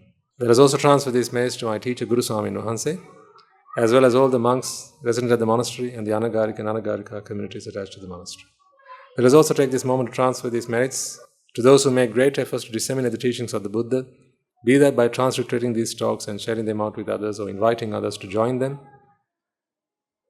Let us also transfer these merits to our devotees and friends of the monastery, who for the sake of merits to help them attain the supreme bliss of Nibbána, continue to sustain the Mahasangha. This includes everyone from those of you who provide the Mahasangha with shelter, arms, robes and medicines, as well as pass on their know-how and continue to extend their well wishes. May they all rejoice in these merits and by the power of these merits may they be healed of any physical and mental ailments and overcoming any obstacles to their spiritual progress. May they abstain from the unmeritorious deeds, fulfill the meritorious deeds, fulfill the Noble Eightfold Path, and may they all attain the supreme bliss of Nibbána. Sadhu, sadhu, sadhu. Let us also take a moment to transfer these merits to our mothers and fathers, husbands and wives, brothers and sisters, sons and daughters, grandparents, uncles, aunts, cousins, nephews and nieces, our friends, our acquaintances, our employees and our employers, our teachers, our friends and acquaintances, reminding ourselves that in this long journey of samsara, they will all have been part of our lives and done everything in their power to help, support and assist us in any way, shape or form possible. May they all rejoice in these merits. May they be healed of any physical and mental ailments and overcoming obstacles to their spiritual progress. May they abstain from the unmeritorious deeds, fulfill the meritorious deeds, fulfill the Noble Eightfold Path, and may they all attain the supreme bliss of Nibbána. Sadhu, sadhu, sadhu. Let us also take a moment to transfer these merits to Devas and Brahmas, spirits and demons, primarily the Sakadeva, as well as all the numerous gods and deities who have committed themselves to protect and preserve the Sambhuddha Sasana. Let us transfer these merits to our guardian deities who keep a watchful eye over us and keep us out of harm's way. May they prosper in divine power and wisdom. May they abstain from the unmeritorious deeds, fulfill the meritorious deeds, fulfill the Noble Eightfold Path, and may they all attain the supreme bliss of Nibbána. Sadhu, sadhu, sadhu. Let us also take a moment to transfer these merits to our ancestors, our forefathers, those who passed away in our name. May they all rejoice in these merits. Let us transfer these merits to all members of the armed forces and the police force who sacrifice their life to protect the peace and harmony of our nation, as well as those who lost their lives in the wars, be they friend or foe. Let us also transfer these merits to those who lost their lives from natural disasters and calamities such as tsunamis and earthquakes, landslides, fires, floods, and pandemics, reminding ourselves that in this infinitely long journey of samsara, they'll all have been mothers and fathers to us, brothers and sisters to us, friends and acquaintances to us. They'll have done everything in their power to help us, support and assist us in any way, shape or form. May they all rejoice in these merits, and by the power of these merits, if any of them have been born in the woeful planes, they redeem themselves and be born in the blissful plane. May they abstain from the unmeritorious deeds, fulfill the meritorious deeds, fulfill the Noble Eightfold Path, and may they all attain the supreme bliss of Nibbána. Sadhu, sadhu, sadhu. And finally, may by the power and blessings of all the merits we have acquired throughout the day, we be able to witness the advent of many hundreds of thousands of arahants on this blessed land, and may you and I, and everyone who has helped make this program a success, become a Rahatan Vahanse or an Arahat Theranin Vahanse in this very life itself and in the era of the Gautama Supreme Buddha itself. Sadhu, sadhu, sadhu. May the blessings of the Noble Triple Gem be with you all. And the members of the Mahasangha will transfer their blessings to you. Raga ginnen midetva Desha ginnen midetva Moha ginnen midetva Nibbāna parama sukhayen Sukhita tara vetva Nibbāna parama sukhayen Sukhita tara vetva Mamada siyalu loka siyalu satvayo Nibbāna parama sukhayen Sukhita tara vetva Nibbāna parama sukhayen Sukhita tara vetva Nibbāna parama sukhayen Sukhita tara vetva Raga gini niveva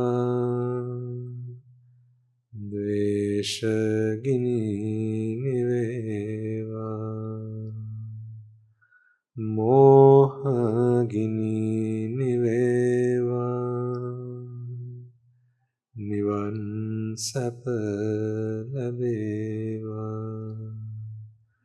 Nivan sapa labeva Nivan සැප ලැබේවා. තුනුරුවන්ගේ සුවිසි අනන්ත මහා ගුණ බෙලෙන් සියලු ලෝක සියලු සත්වයෝම නිබ්බාන පරම සුඛයෙන් සුගතිතර වෙත්වා. සාදු සාදු සාදු.